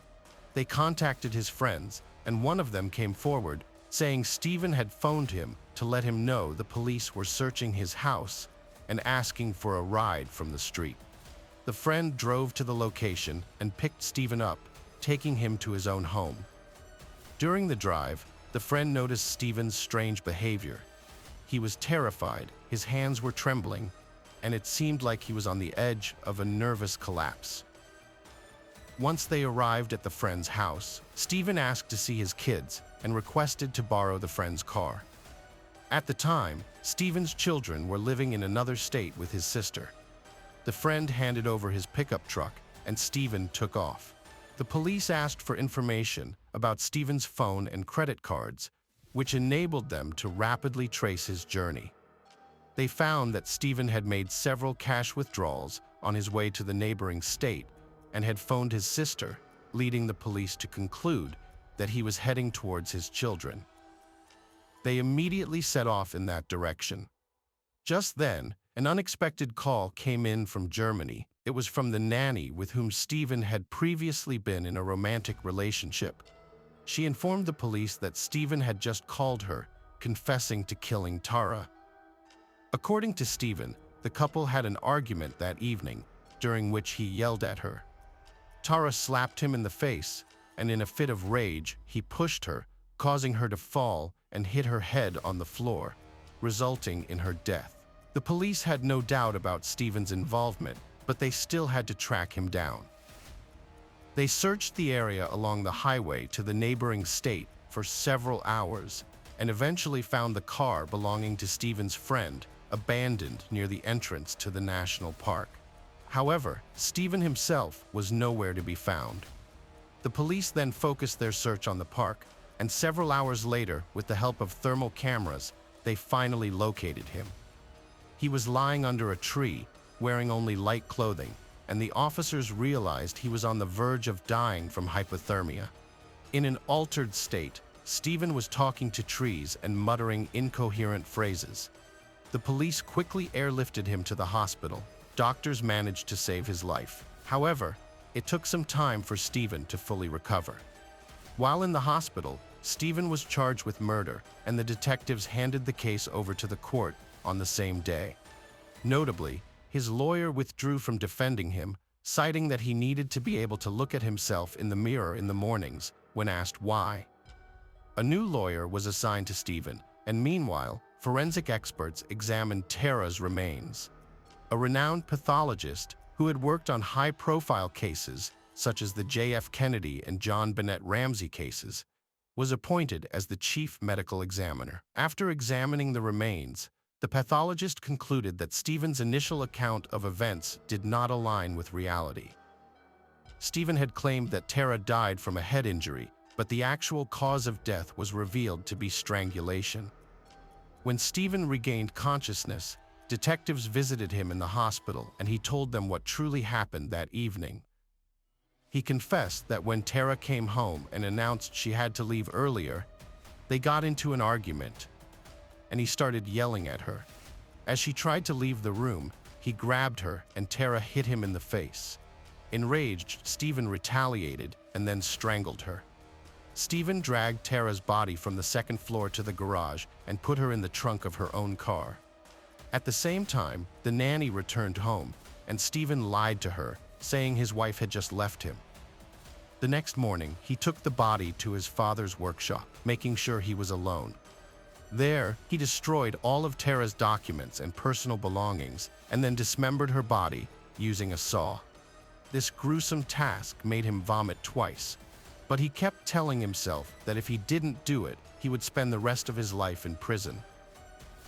After several hours, he packed the remains into plastic bags and put them in a container. He then returned home, leaving the body in the car for a few days. During this time, he was thinking of ways to get rid of the body without arousing suspicion. To create an alibi, he repeatedly called Tara's phone and left messages on her voicemail, pleading with her to come home. One day, Steven took his children's snow sled to the park, where the bags containing human remains would later be discovered. He placed a container on the sled and pulled it up a hill, away from the crowded areas. However, the rope slipped out of his hands, and the sled rolled down the hill, causing the container to overturn and the bags to spill out. Stephen picked up the bags, put the container back on the sled, and eventually buried them under the snow in a remote area before returning home. Days later, when the police started searching for Tara, detectives announced they were launching a search operation in the park. Stephen became anxious, as he knew one of the bags, the largest one, was not hidden well and feared it would be found quickly. He went to the park, retrieved a few bags, and carried them to his father's workshop, leaving them on the roof. The day before his interview, Stephen took a container from his home to the workshop, retrieved some bags from it, and brought them back to his garage. The next day, the police obtained a search warrant for his house and found the bags in the container, which led to Stephen's confession. It turned out that Stephen had planned to take his own life rather than surrender, but he couldn't follow through with it, even after nearly freezing to death. During his conversation with the police, Stephen showed no remorse for his actions and would often smile and joke, even when discussing how he got rid of the body. While awaiting trial in prison, Stephen's children stayed with his sister. However, Tara's family was unhappy with this arrangement, and eventually they managed to have the children moved to Tara's sister's care. Although Stephen's family still had visitation rights, Tara's relatives were relieved to have the children out of his sister's hands, especially given her continued sympathy for Stephen and her insensitive jokes about Tara's murder. The trial started in November 2007, and Stephen admitted his guilt from the outset. Despite this, his new lawyer attempted to secure a lighter sentence by highlighting the marital issues that had been plaguing Stephen and his wife for years, largely due to her frequent absences. However, evidence presented during the trial contradicted Stephen's claim that Tara had been planning to leave a day earlier. Her boss testified that she had no additional meetings scheduled and was expected to start work at her usual time. This was corroborated by Tara's sister, who had spoken with her shortly before the murder and was told that she would be home all weekend as usual. Furthermore, there was no credible evidence to suggest that Tara was having an affair. Her boss confirmed that their relationship was purely professional, and this was supported by their email exchanges and text messages. Even Stephen himself acknowledged that he had no basis for believing this. Ultimately, the prosecution was unable to prove that Stephen had planned the murder in advance. It appeared that he had committed the crime in a fit of rage, which could have led to a charge of second-degree murder rather than first-degree murder.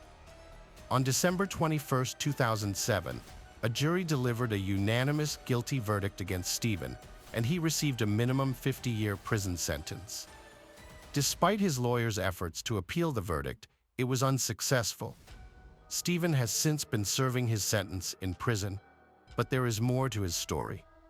The murder of Tara garnered widespread national attention, and Stephen seemed to revel in the notoriety. While incarcerated, he began writing a book and sought his sister's assistance to have it published. They even explored the possibility of adapting it into a film, with Stephen considering which renowned actor could portray him. In 2008, new information emerged. Stephen's children confided in their aunt, revealing that they had actually seen their father kill their mother on that fateful evening. They had come out of their room after hearing screams and witnessed the entire traumatic event. When this news broke in the media, Stephen's relatives accused the children of lying and continued to defend him. In the same year, it was also discovered that Stephen's father, who had not supported his son, was overcome with grief and guilt, and his body was found in his own home. To this day, Stephen remains in prison, and he will not be eligible for parole until 2058. Every year, Tara's relatives and friends organize a marathon along the route in the park where she used to jog regularly, and her children always participate. Despite their father's heinous actions, they have found the strength to move forward and honor their mother's memory. Hello friends, welcome to our channel. Today we're going to take a look at another horrible case with you. The case of Heidi Firkus.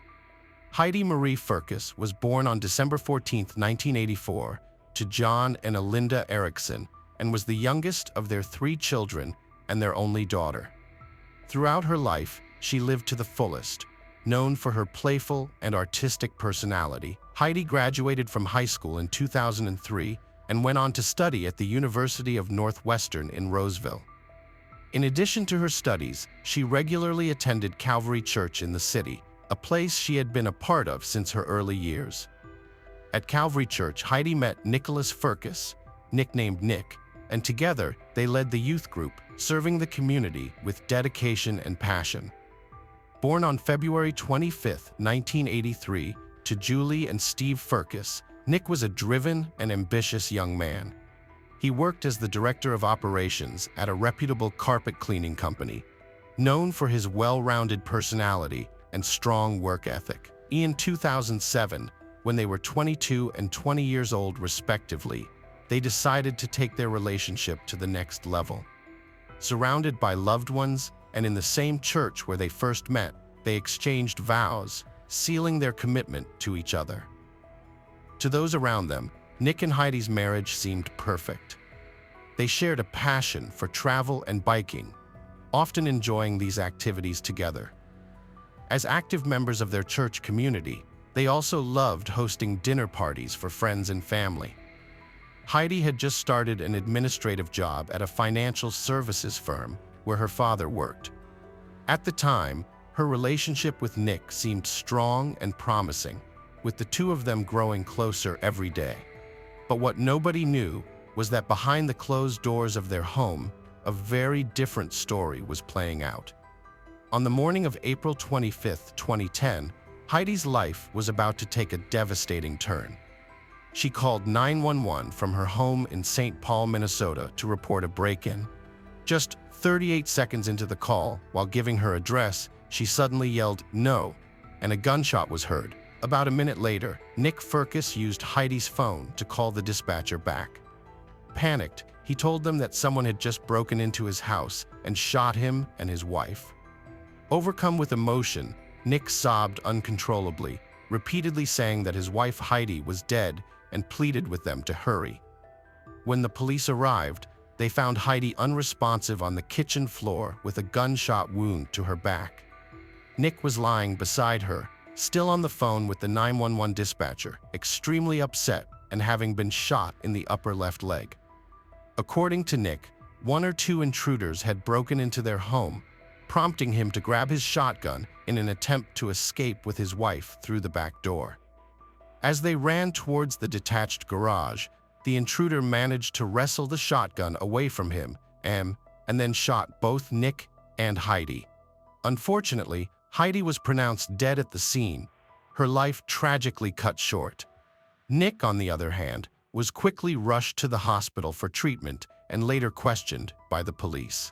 The police asked Nick why he and Heidi had left the safety of their bedroom to face potential danger.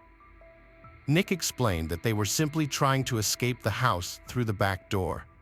Nick's injuries were treated at the hospital, and he was released just 3 hours later. The police then interviewed him again at the station about the incident. During the police station interview, Nick provided a detailed account of what had happened. He recalled watching a movie with Heidi and having a glass of wine before going to bed around midnight. Nick said he woke up between 6:10 and 6:15 a.m. when he heard the screen door open and someone fiddling with the doorknob. The investigators questioned Nick about locking the deadbolt, and he admitted that although he and Heidi usually made sure to lock it, he believed he had forgotten to do so that night. After hearing the noises, Nick retrieved his shotgun from the upstairs closet. He explained that he had brought it upstairs from the basement a month prior because he had noticed it was rusting. Nick mentioned that the shotgun was initially empty, but he loaded it after hearing the noises. Next, he woke up Heidi, asked her to call 911, and instructed her to leave the house and go to the garage where their cars were parked. Nick also shared that he and Heidi had a pre-planned safety strategy in case of trouble. which involved going to the garage where their cars were parked. Nick, who is right-handed, was walking behind Heidi towards the garage, holding a pair of jeans in his right hand and the shotgun in his left hand. As they paused next to the front door, Nick got Heidi's wallet from the table. That's when the door suddenly burst open. A tall, dark-skinned man, around 6'1" and 200 to 220 pounds, rushed in. He wore a dark hooded sweatshirt with the hood tight around his face.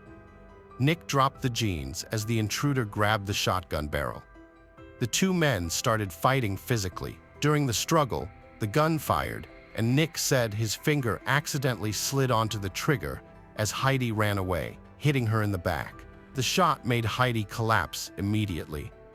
Nick and the suspect continued fighting over the shotgun until it fired again, hitting Nick in the upper thigh and making him fall. That's when the intruder escaped out the front door. Nick told investigators that his house was scheduled to be foreclosed the next day, and they had planned to tell their parents and friends about their situation that same day. Nick explained that he and Heidi had fallen behind on their bills, and their house had already been foreclosed on and sold to someone else. As a result, they were required to vacate the premises, but they hadn't shared this information with their friends or family. Their plan was to pack up their belongings on Sunday and Monday morning, leaving some items in the garage to collect later and find someone to stay with temporarily. The police released a description of the suspected intruder based on Nick's account. The individual is a male, between 6'0" and 6'2" tall, and weighs around 200 to 220 pounds. He was wearing a dark hooded sweatshirt. Later, about 3 weeks after the initial report, the police provided an updated sketch made by an artist hired by Nick's lawyer. This updated description included more details. The suspected intruder is an African-American male, estimated to be between 40 and 60 years old. During the initial investigation into Heidi's death, the police focused on finding an unidentified African-American male intruder, as described by Nick. The area was thoroughly searched for evidence and witnesses to support Nick's account. However, the investigation yielded no arrests or charges, leaving the case unsolved for many years. Over a decade had passed without any resolution to Heidi's murder. Nick had seemingly moved on, marrying Rachel and starting a family. Nevertheless, financial troubles resurfaced, prompting Rachel's suspicions about undisclosed problems. Her concerns about their financial situation and Nick's reluctance to discuss it sparked her curiosity. Rachel began to dig deeper, uncovering secrets and inconsistencies in Nick's past. Her discoveries led her to question everything she thought she knew about her husband and his possible involvement in Heidi's tragic death. Rachel was unaware of the financial difficulties that the couple was experiencing, similar to the struggles that Heidi and Nick had faced in the past. Her concerns prompted her to contact the authorities, which led to renewed interest in the case. Investigators looked into Nick's second wife, Rachel Firkus, whom he married in 2012. When Rachel spoke to the authorities, she had already divorced Nick due to his worsening financial problems. Prior to their divorce in 2019, Rachel had recorded a conversation where she confronted Nick about his deception. She told investigators that Nick was repeating the same behaviors he had exhibited with Heidi, citing a letter that showed they had not paid their property taxes and were at risk of eviction.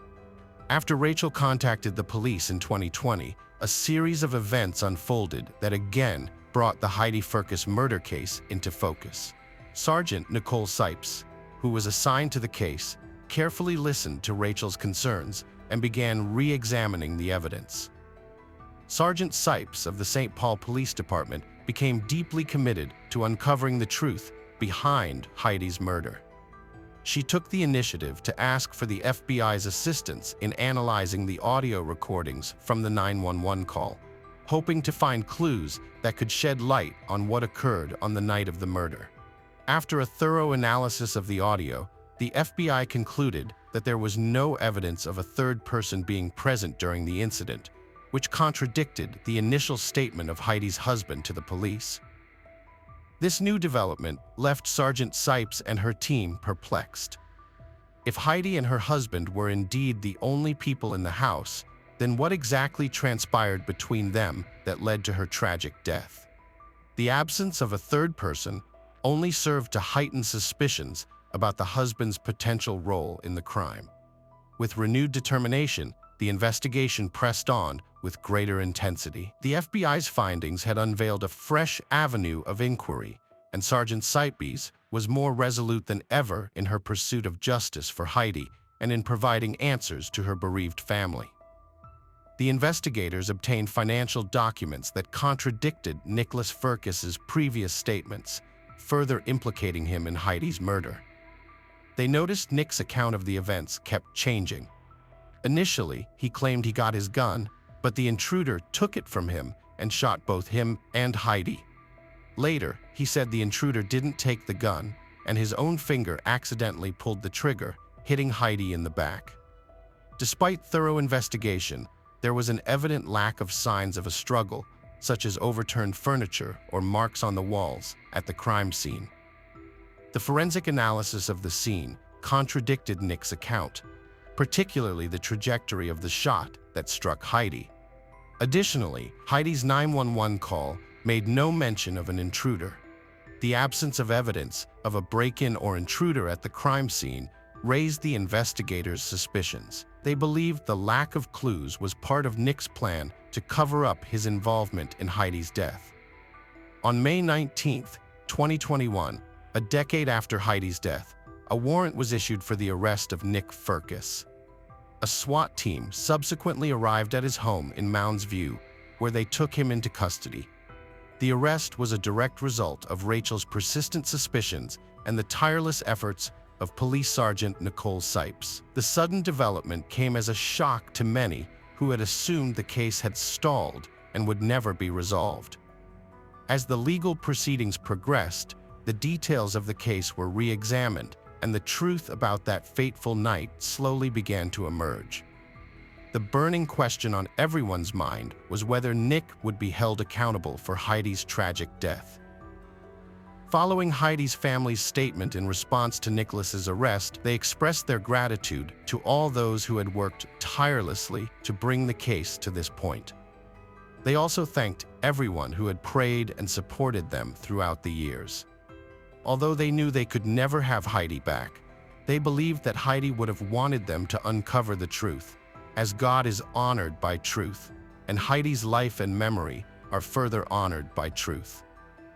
When the case went to trial, Nick Firkus pleaded not guilty, maintaining his innocence. Most of his family, especially his father, believed in his innocence, arguing that Nick's deep love for Heidi would have prevented him from committing such a violent act. However, the jury disagreed. On February 10, 2023, the unthinkable happened. Nick, the person Heidi trusted most, was convicted of her brutal murder. After deliberating over the evidence for 10 hours, the jury delivered their verdict, leaving all who knew Heidi in shock and disbelief. In the trial, the prosecution built a strong case by presenting a timeline that revealed a man struggling with severe financial difficulties. They claimed that Nick had concealed the true extent of their financial struggles from Heidi, and fearing shame and conflict, he took drastic measures to end her life. The prosecution also questioned Nick's story of a home invasion, implying it was a ruse to shift attention away from himself. The prosecution presented strong evidence, including the lack of signs of forced entry and inconsistencies in Nick's account, which raised significant doubts about his version of events. Most convincingly, they highlighted the striking absence of DNA evidence or physical proof of a third party's presence, specifically the alleged intruder. This significant omission seriously undermines the credibility of Nick's story. Prosecutor Rachel Craker alleged that Nick Firkus refused to accept the truth about his deception, which led him to commit a shocking act. According to Firkus, he took Heidi's life to save his reputation. However, his defense attorney, Robert Richmond, argued that the transition from financial distress to murder was illogical. Richmond pointed out that killing his wife would not save his reputation, making no sense. After intense debates during the trial, the jury began deliberating on Nick's fate. The verdict would determine whether justice would be served for Heidi's tragic death. The jury carefully considered the evidence, emotional testimonies, and legal arguments before reaching a unanimous decision. Nick Firkus was guilty of first-degree murder. On April 13, 2023, the judge sentenced Nick to life without the possibility of parole, the harshest possible punishment. Nicholas Firkus maintains his innocence despite being convicted of a crime in a court of law. He persists in denying involvement in the death of his wife Heidi, even after being sentenced. At his sentencing, Nicholas Firkus acknowledged the harm caused, saying that he understood the pain and loss felt by everyone present. He noted that while justice had been served, it had come at a great cost: a shattered family, a betrayed community, and a life taken too soon. He expressed that the finality of it all was almost unbearable. The verdict finally brought Heidi's family and friends a sense of closure, but it also forced them to confront the painful truth that the person they thought they knew was capable of committing a heinous crime. Nick is currently serving a life sentence at the Minnesota Correctional Facility in St. Cloud, Minnesota. Despite the verdict, the main motive behind Heidi's killing remains unclear, leaving many questions unanswered about what drove Nick to commit such a tragic act. However, investigators did uncover some clues that may have contributed to his actions. In June 2009, Nick received foreclosure papers on their house, which was subsequently sold at a sheriff's auction that same month. This was about 10 months before Heidi's death. Then, in February 2010, eviction proceedings began, with a hearing scheduled for March 8, 2010, which Nick attended alone. The original lockout date was set for April 9, 2010. However, Nick made a successful bid to delay the lockout by calling the attorneys, claiming his grandmother was in the hospital and about to die. He asked to reschedule the lockout for April 26, 2010. But when investigators looked into this, they found no evidence to support Nick's claim that either of his grandmothers was hospitalized or had died in 2010. When investigators asked Nick if Heidi knew about their financial difficulties, he claimed that she was fully aware of their situation and that they had even made plans to move to a new place and start over. However, the truth was later revealed. Nick had hidden their financial struggles from Heidi, and tragically, he took her life before she could discover the harsh reality. In reality, Nick was too ashamed to tell Heidi about their money problems, which included $118,000 in credit card debt and 22 months of late mortgage payments. Prosecutors argued that Nick killed Heidi because he was too ashamed and afraid to face the reality of their situation. By ending her life, he saved himself from having to confront the consequences of his own deception. Although justice was served, the pain and loss felt by Heidi's loved ones remained. No amount of legal punishment could undo the harm done or bring back the vibrant life that was so cruelly taken. It was unthinkable that the person Heidi trusted most, her own husband, would be the one to take her life. But that is exactly what happened in her tragic case. Adrienne Jessica Jones rose to the challenge and worked relentlessly to enhance her physical fitness. Through her unwavering determination and commitment, she rapidly established herself as a vital member of the cross-country team. Simultaneously, Adrienne navigated her academic pursuits and athletic endeavors while maintaining a considerable workload outside of the classroom, clocking 20 hours a week at Golden Fried Chicken, a local fast food restaurant. Adrienne reveled in the attention she received, particularly from the teenage boys in Mansfield, and one of her closest friends affectionately referred to her as a big flirt. She devoted at least 2 hours daily to meticulously applying her makeup, ensuring she looked flawless. Like most teenagers, Adrienne pushed against her parents' rules. Despite her kind heart, she had 2 younger brothers, and her parents were especially. Adrienne's mother submitted a petition to the court, requesting that the death penalty be removed as an option for David and Diane. Diane's trial started in February of that year. In court, several witnesses stated that Diane showed no remorse for murdering Adrian Jones after his life, except for one time when he reached out because he had been diagnosed with lung cancer, her goals. However, her initial attempts to find a job to help support her mother with household expenses were unsuccessful. Seeing her daughter's disappointment, Yandri wisely suggested that Allison enroll in night school to improve her chances of getting hired. At 18, Allison took her mother's advice and registered at a local school, eventually earning a certificate in pastry making. With this new skill, she was able to create beautiful cakes and earn a steady income. Allison was in a romantic relationship with Harold Sora Solano, a resident of Cachi, a district in the Paraíso Canton, Cartago Province, Costa Rica. Her daily routine typically involved spending the morning at home with her mother. Later, she would meet Harold and then head to evening school, which started at 6 p.m. The route from the bus stop to her house passed through a hazardous area, so Allison always kept her mother informed about her whereabouts. Occasionally, her mother would meet her at a bus stop or the midpoint bridge for added safety. On March 4, 2020, Allison visited her mom's salon for a manicure and some conversation. Later, she met up with her friend Pa, whom she had attended school with, and they headed to their school together, arriving around 6 p.m. However, they parted ways as they had different classes. After spending about 15 minutes in an empty classroom, Allison discovered that her classes had been canceled that day. She then decided to visit her aunt, who lived nearby, but found that she wasn't at home. Instead, Allison opted to spend time with her boyfriend Harold, but he wasn't home either. His mother told her that he was at work and would be back soon, inviting Allison to wait for him at their house. When Harold returned, they had a big family dinner, chatting about various topics and discussing their plans.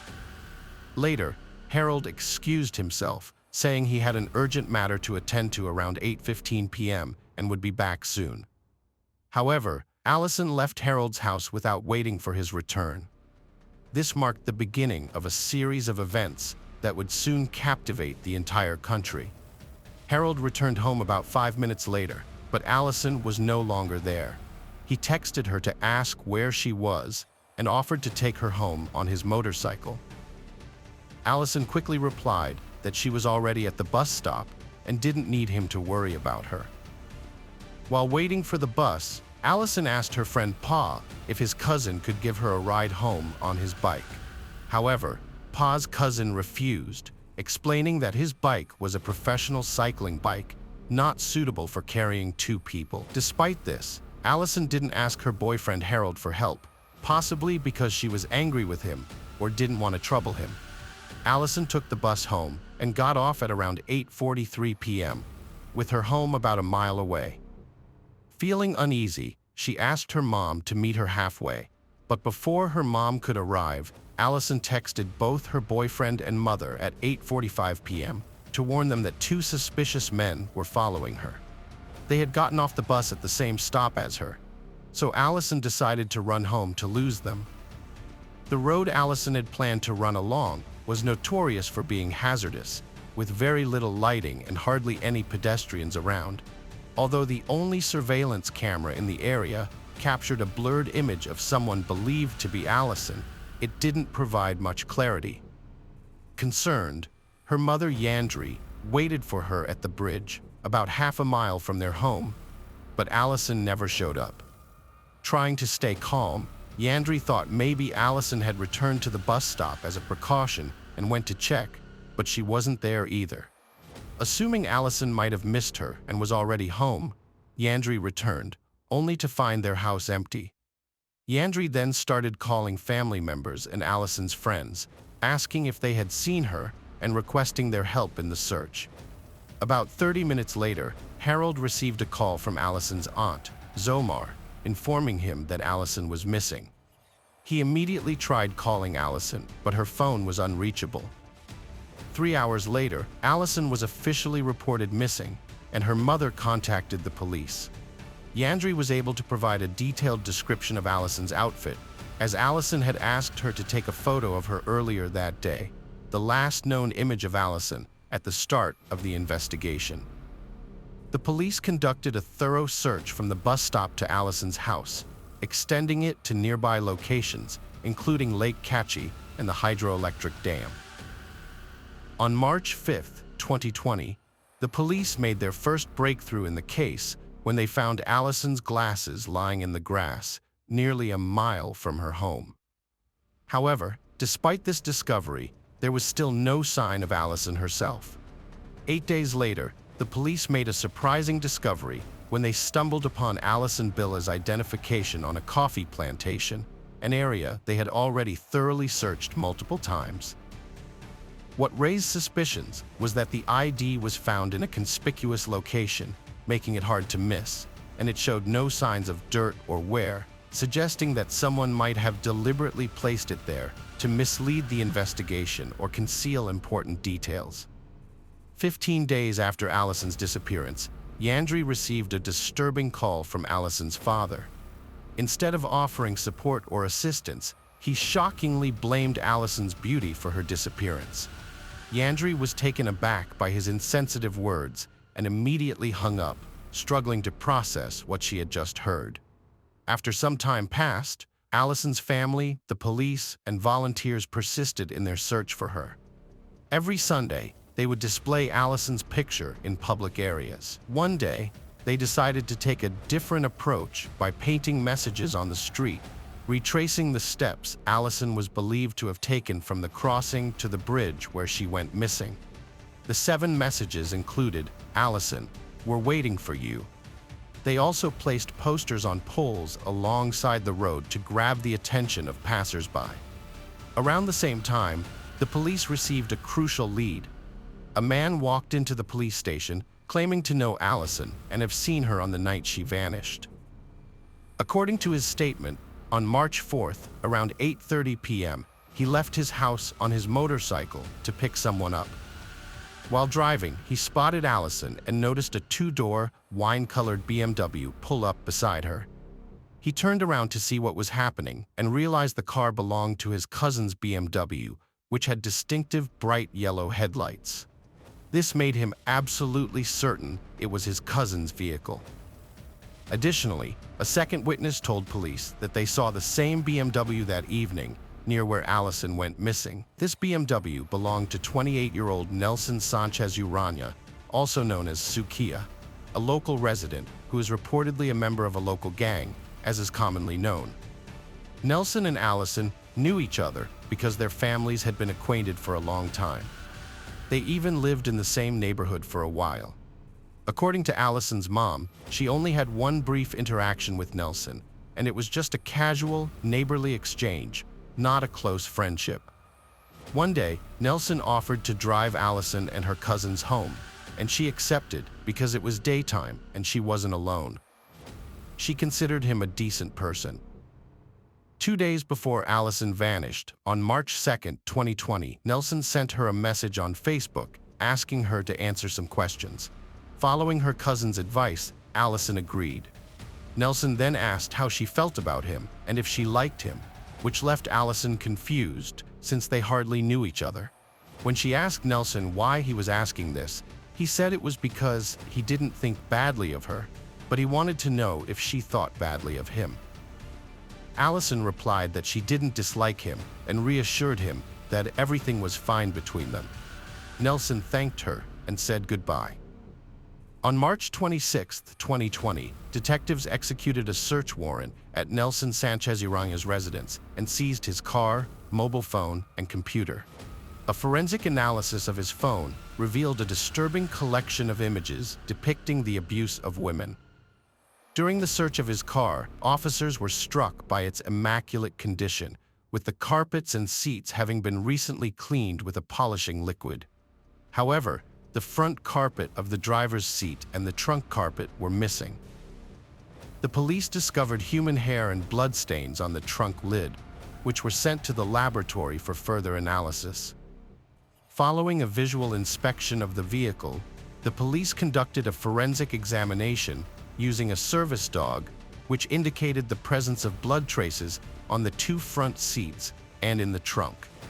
A luminol test confirmed these findings, revealing that the owner had attempted to destroy bloodstains throughout the car interior using cleaning products, but the chemical reacted with the hemoglobin in the blood cells, leaving traces of blood in many areas.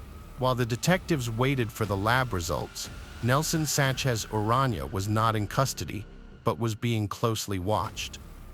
The police monitored his every move to prevent him from leaving the city or the country. Yandri urged the investigators to arrest him, but they lacked sufficient evidence to do so, and thus he remained free for several months. Yandri suspected that Allison might have been kidnapped for a ransom demand. She tried to remain calm and not give in to panic, clinging to the hope that her daughter was still alive. In anticipation of Allison's possible return, Yandri left her room exactly as it was, without tidying up or rearranging anything. She even bought gifts for Allison, in case she came home. "As long as I don't see any proof that she's dead, I'll keep believing my daughter is alive and will come back home," Yandri told reporters on September 2, 2020. Detectives received confirmation from the laboratory that the hair and blood found in Nelson Sanchez Urania's car were a match for Allison, leading to his arrest on the same day. Further investigation revealed that Urania's ex-girlfriend experienced emotional manipulation in their relationship, as he prohibited her from socializing with friends or using the internet, demanding an exclusive connection. His former employer described him as irresponsible at work, citing an instance where he stole approximately $11,000. Moreover, his landlord shared that one of Urania's former girlfriends ended their relationship, exhausted from financially supporting him. The landlord characterized Urania as a spoiled individual. On September 4th, Nelson Sanchez Urania admitted to his involvement in Allison Bonilla's disappearance. According to his statement, on the night she vanished, he saw her walking alone on a deserted road and took advantage of the late hour. He knew Allison wouldn't hesitate to get into his car because she was familiar with him. So he offered her a ride, which she accepted. However, instead of taking her home, he drove to a coffee plantation where he forced her out of the car. He then attacked her, knocking her glasses off and nearly causing her to faint. Next, he took her to a nearby abandoned house where he assaulted her and severely beat her. Afterward, he tied her hands with cloth and duct tape, put her in the trunk of his car, and drove to a landfill in San Garano Cachi. There, he threw her off a cliff into a pile of garbage. Urania claimed that his excessive use of illegal substances and being under their influence led him to commit these acts. He also confessed to being obsessed with Allison and having long-held fantasies about her, which he decided to act upon that night. Later, Nelson Sanchez Urania recanted his confession, alleging that the police had coerced him. Nevertheless, the evidence against him was sufficient to bring charges. He faced a maximum sentence of 35 years. On September 4th, a search team went to the San Gerano landfill early in the morning to look for Allison's body. However, finding her remains proved difficult due to the vast and hard-to-reach area. Just 25 days after Urania's confession, police discovered human bones, including vertebrae, ribs, part of the pelvis, a femur, and fragments of the clothes Allison wore on the day she disappeared. They also found one of her sneakers with nails still inside. The suspect's lawyer, Jose Francisco Herrera, questioned the evidence, suggesting it could have been fabricated since it was found by a group of volunteers rather than the judicial police. Herrera also found it suspicious that the authorities found human remains in the exact area specified by Urania. On the same day, his client changed his statement and claimed innocence. Allison's family lawyer, Rodrigo Ara, slammed the change in the suspect's testimony, calling it an insult to the authorities' efforts. On October 5, 2020, experts confirmed the remains found were those of Allison Bonilla.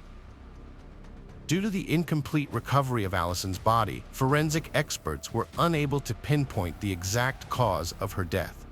However, The expert who examined the remains determined that the numerous fractures on her body occurred after death, suggesting a fall from a great height.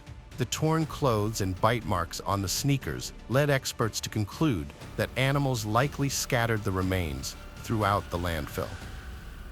Allison's mother, Yendri, was outraged that the police had ignored her warnings and hadn't arrested Urania sooner, which might have led to an earlier confession and potentially preserved Allison's body intact. She described the tragedy as unimaginable pain for the family, but took comfort in believing that Allison was now in a better place, safe from harm. Nelson Sanchez Urania's trial started on July 19, 2021. One of the key witnesses was Harold Sura Solano, Allison's boyfriend. He testified that Allison was at his house with his mother when he got back from work around 6:30 p.m. on March 4, 2020. He left for 5 to 10 minutes, and when he returned, Allison was gone without saying goodbye. They stayed in touch through texts while she headed home after getting off the bus. She told him that 2 men were following her. Harold offered to pay for a taxi, but Allison refused twice, saying she would run home instead. He didn't hear from her again after that. However, he claims that he only told his mother about the situation. He didn't reach out to Yendri, Allison's mother. He said he didn't contact her because his phone had died, and he dozed off for 30 minutes. It was Allison's aunt who called him and informed him that his girlfriend was missing. At that point, he says he became frightened and repeatedly tried to call Allison's cell phone, but every call went straight to voicemail. He also sent WhatsApp messages, but they didn't go through. Harold was part of the search team looking for Allison for several days, but he stopped due to feeling unwell and having to work. In hindsight, he wished he could have done things differently. He would have taken Allison home that evening if he could turn back time. Nelson Sanchez Urania was sentenced to 18 years in prison on August 18, 2021, for taking Allison's life. He could have received a longer sentence, but the judge cited the lack of evidence proving Urania knew about Allison's route and time of return home, as well as his intentions to attack her. Additionally, the condition of Allison's remains did not provide evidence of forced intimacy. However, Allison's family was unhappy with the verdict, deeming it an unfair punishment. In 2022, their lawyer appealed the decision, and the court overturned Urania's sentence, scheduling a new trial for September 28, 2023. This time, Nelson Sanchez Urania was sentenced to 35 years in prison. Allison's family lawyer accused Urania of behaving wildly, cowardly, and inhumanly, exploiting the trust of Allison and her loved ones. The court found that Urania's actions were premeditated, taking advantage of his years-long relationship with Allison to commit the crime. Urania showed no remorse, which the criminal court considered in their decision. Despite their pain and anger, Allison's family felt relief with the new verdict, finally closing a painful chapter in their lives and ending a nightmare that lasted over 3 years. They honored Allison's memory by placing a cross and flowers at the site where her body was found, creating a small altar with her photo and a statue of the Virgin Mary. The Allison Bonilla case had a significant impact on Costa Rican media and social networks, inspiring verbal tributes to the young woman and other victims of similar crimes. Hello friends, welcome to our channel. Today we're going to take a look at another horrible case with you, the case of Chad Dorman. Chad Dorman, a 32-year-old resident of Claremont County, Ohio, was married to 34-year-old Laura. Together, they had a blended family consisting of Laura's 16-year-old teenage daughter, Alexis, from a previous relationship, and their 3 young sons, Hunter, Clayton, and Chase, aged 3, 4, and 7, respectively. The 3 boys were inseparable, shared a love for sports, and were known for their humorous and affectionate nature. Laura was a stay-at-home mom, while Chad worked to provide for the family. They resided in a modest 3-bedroom, 2-bathroom house in New Richmond, a small town of approximately 2,000 people situated along the Ohio River in Claremont County. Until tragedy struck, they lived an ordinary and unassuming life. On June 15, 2023, Chad returned home from work earlier than usual and decided to take a nap with his family. He invited his wife Laura and their 3 sons to join him in their bedroom, where they all sat together, laughing and chatting. Unbeknownst to Laura, this loving moment was about to turn into a nightmare. After a few minutes, Chad got up and opened the gun safe beside their bed, loaded the Marlin Model HC-22 rifle, and shot his 4-year-old son Hunter twice. Meanwhile, their daughter Alexis was watching TV in the family room when she heard the gunshot. She rushed to the bedroom and witnessed the horrific scene of her brother being shot as she reached the doorway. Terrified, Alexis turned and ran as fast as she could. Laura, who was with her children, rushed to help her child Hunter. She then yelled at the other kids to flee and save themselves. Alexis saw the oldest boy running out the wrong door towards a field and shouted at him to keep going. Chad followed him, and moments later, he shot his 7-year-old son Clayton. After Clayton fell to the ground, bleeding badly, Chad stood next to him, seemingly triumphant. Alexis witnessed the entire scene, horrified. She then ran into the house, grabbed her youngest brother, and escaped to safety, desperate to protect their lives. Chad chased after Alexis and caught up to her, raising his gun and ordering her to put down the 3-year-old Chase. Alexis wept and begged Chad not to shoot her, pleading with him to stop. Chad attempted to shoot her in the head, but luckily he had just run out of bullets. Alexis fled to the nearby fire station, where she stopped a passing woman and urgently told her that her stepfather had killed her entire family. She then called 911 at 4:15 p.m. She was running down the street, saying her stepfather had killed everyone in her family. She called 911 and explained that she said her stepfather was killing everybody in her house. The 911 operator asked if she could tell how many people had been shot.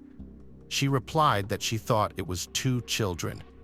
Meanwhile, 3-year-old Chase was reunited with his mother.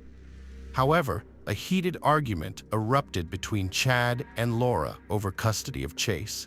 Chad attempted to wrestle Chase away from Laura, but she clung to him desperately, trying to shield him from harm. In a shocking turn of events, Chad bit Laura and then pressed the gun to her thumb, firing it. Severely wounded, Laura released her grip on Chase. Chad then callously shot Chase in the head.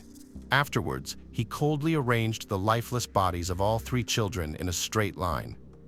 Having committed the atrocities, Chad sat calmly on his front porch, feigning nonchalance, while Laura lay inside the house, screaming for help. Following the 911 call, police officers arrived at the scene at 4:25 p.m. When they arrived, they found Chad sitting on his porch, a rifle beside him. The officers promptly apprehended him and put him in handcuffs. Chad displayed a calm demeanor and offered no resistance. While one officer restrained him, another tended to the 3 victims. Despite their efforts, paramedics were unable to save the children, who succumbed to their gunshot wounds. Laura was subsequently rushed to the University of Cincinnati Medical Center to receive treatment for her injuries. Chad Derman's stepdaughter, Alexis, was fortunate to have escaped the tragic events alive. On June 15, 2023, she managed to flee the house, the same day Chad killed his 3 sons. The police arrested him at 4:27 p.m. When officers apprehended him, he displayed a surprising calmness and politeness, as if nothing out of the ordinary had occurred. Subsequently, he was taken into custody for further questioning and investigation. During the interrogation, Chad Derman confessed to the police that he had been planning the murders since October 2022. He also revealed to the investigators that he had gone without sleep for 3 to 4 days, overwhelmed by the unbearable thought of killing his own sons. These confessions provided a disturbing insight into his state of mind in the lead-up to the tragic events. The investigation continued, focusing on whether Chad had a history of violent behavior. To this end, investigators examined his phone records, which showed that he had mainly been cited for traffic violations in Claremont County, with one exception, an incident when he was 18, involving criminal damage. Furthermore, they discovered a domestic violence case from 2010 in which Chad was accused of choking his father, Keith Derman. However, the case was eventually dropped when Keith Derman failed to appear in court to testify for the prosecution. These records provided valuable insight into Chad's legal history and his past interactions with law enforcement in the county. During the investigation, a neighbor, Richard Van Kanen, shared his observations with a news channel, stating that Chad was consistently angry, yelling at his wife and kids, and belittling them. The woman who had called 911 also gave an interview to the news channel, describing how she had been running with her little black lab, screaming for someone to call 911 because her stepfather was shooting everyone in her household. Investigators looked into whether Derman was experiencing financial difficulties. They discovered that he had bought a converted manufactured home on a 3-acre property in 2016 for $75,000 and had been paying his property taxes up to 2023, suggesting that he wasn't having trouble with his mortgage payments. Detectives also spoke with Keith Derman, Chad's 59-year-old father. He was in a state of complete shock upon learning what his son had done and couldn't fathom how his child could commit such a heinous act. The father revealed that Chad had been dealing with some personal issue that had become too much for him to handle and that he might have kept many things hidden from him. Keith Derman tearfully described Chad as a good kid, expressing deep distress over the situation. On June 23, 2023, Chad initially entered a guilty plea and confessed to his crimes during the first court hearing. However, in a surprising turn of events, he later maintained his innocence and pleaded not guilty to the charges against him during the subsequent court hearing on the same day. The judge described the case as an evil horror that was impossible to process and incomprehensible cruelty. The tragic events unfolded when the father, who stood before the court, brutally executed his 3 young sons, aged 3, 4, and 7, in his own home using a rifle. David Gast, chief prosecutor of the municipal court in Claremont County, revealed shocking details about the case, stating that Chad had meticulously planned the events. Chad's son had attempted to escape in a nearby field, but Chad chased, caught, and returned him to the yard, where he was brutally killed along with his brothers. According to Gast, the trauma inflicted by Chad on his family, community, law enforcement, and first responders is unimaginable. The prosecutor emphasized that Chad's admission of guilt in this case has left them grappling with the sheer horror of his actions. He described Chad's killing of his sons as one of the most heinous, craven, and cowardly acts they will ever encounter. The bill of particulars, filed in Claremont County, revealed the full extent of the crime. Gast explained that Chad deliberately lined up the boys and shot them, confirming that Chad himself admitted to planning the killings. When the mother intervened, she was shot in the hand. The prosecutor disclosed that Chad fired 9 shots, causing catastrophic harm, with one boy hit once and the other 2 each shot 4 times. The prosecutor, Mark Talvey, described to the judge the cruel manner in which Chad Dorman murdered his 3 sons, leaving the family and community in shock. Chad confessed to the crime, stating that he had done it and should be taken to jail, expressing regret and acknowledging that he shouldn't have shot them. Talvey emphasized that he would push for the death penalty for Chad Dorman. Initially, Chad faced 21 charges related to the tragic events that occurred on June 15, 2023. Specifically, he was accused of shooting and killing his 3 young children, 4-year-old Hunter, 7-year-old Clayton, and 3-year-old Chase, in an execution-style manner. The grand jury has now indicted Chad on 21 counts, including 9 counts of aggravated murder, 8 counts of kidnapping, and 4 counts of felony assault, which could lead to the death penalty if convicted. Claremont County Municipal Court Judge Jason Nagel ruled that Chad Dorman should be held in the Claremont County Jail and set his bail at a record-breaking $20 million. During a subsequent court hearing, Dorman's lawyer requested that the death penalty be removed from consideration, arguing that Dorman was severely mentally ill when he fatally shot his 3 sons on June 15, 2023. Dorman has since pleaded not guilty by reason of insanity nearly 9 months after the incident. The Claremont County prosecutors allege that Dorman deliberately killed his 3 young sons. Experts will reassess Dorman's mental state at the time of the murders. Dorman's lawyer maintains that executing someone with severe mental illness is cruel and unusual punishment, violating both the Ohio and U.S. constitutions. Those suffering from severe mental illness at the time of the alleged offense are not as morally responsible as others. The prosecution has requested a mental evaluation, and a court date was set for May 3, 2024, to discuss the lawyer's request. Chad's lawyers had agreed to provide a report from a mental health expert by June 3, 2024, to support their claim that he was mentally ill when the crime occurred. During a March 2024 court hearing, Chad's lawyers contended that the Claremont County Sheriff's deputies failed to uphold his Miranda rights following his arrest. The judge has subsequently ruled that Chad Dorman's confession, allegedly given during his interrogation, will be dismissed this Friday. The judge's decision was based on the grounds that the defendant's rights were violated on 2 separate occasions. Firstly, when police omitted parts of the Miranda warnings, and secondly, when detectives continued questioning Chad Dorman after he requested an attorney. The prosecution called several witnesses, including police officers who responded to the scene, to describe their encounters with Chad. According to prosecutors, almost all of Chad's interactions with the sheriff's deputies and detectives were recorded. The first witness to testify in court was Claremont County Deputy Chad P. Mann, a K-9 handler deputy. Deputy P. Mann stated that he was the first officer to arrive at the scene, and the first thing he noticed was the defendant sitting on the porch near a rifle.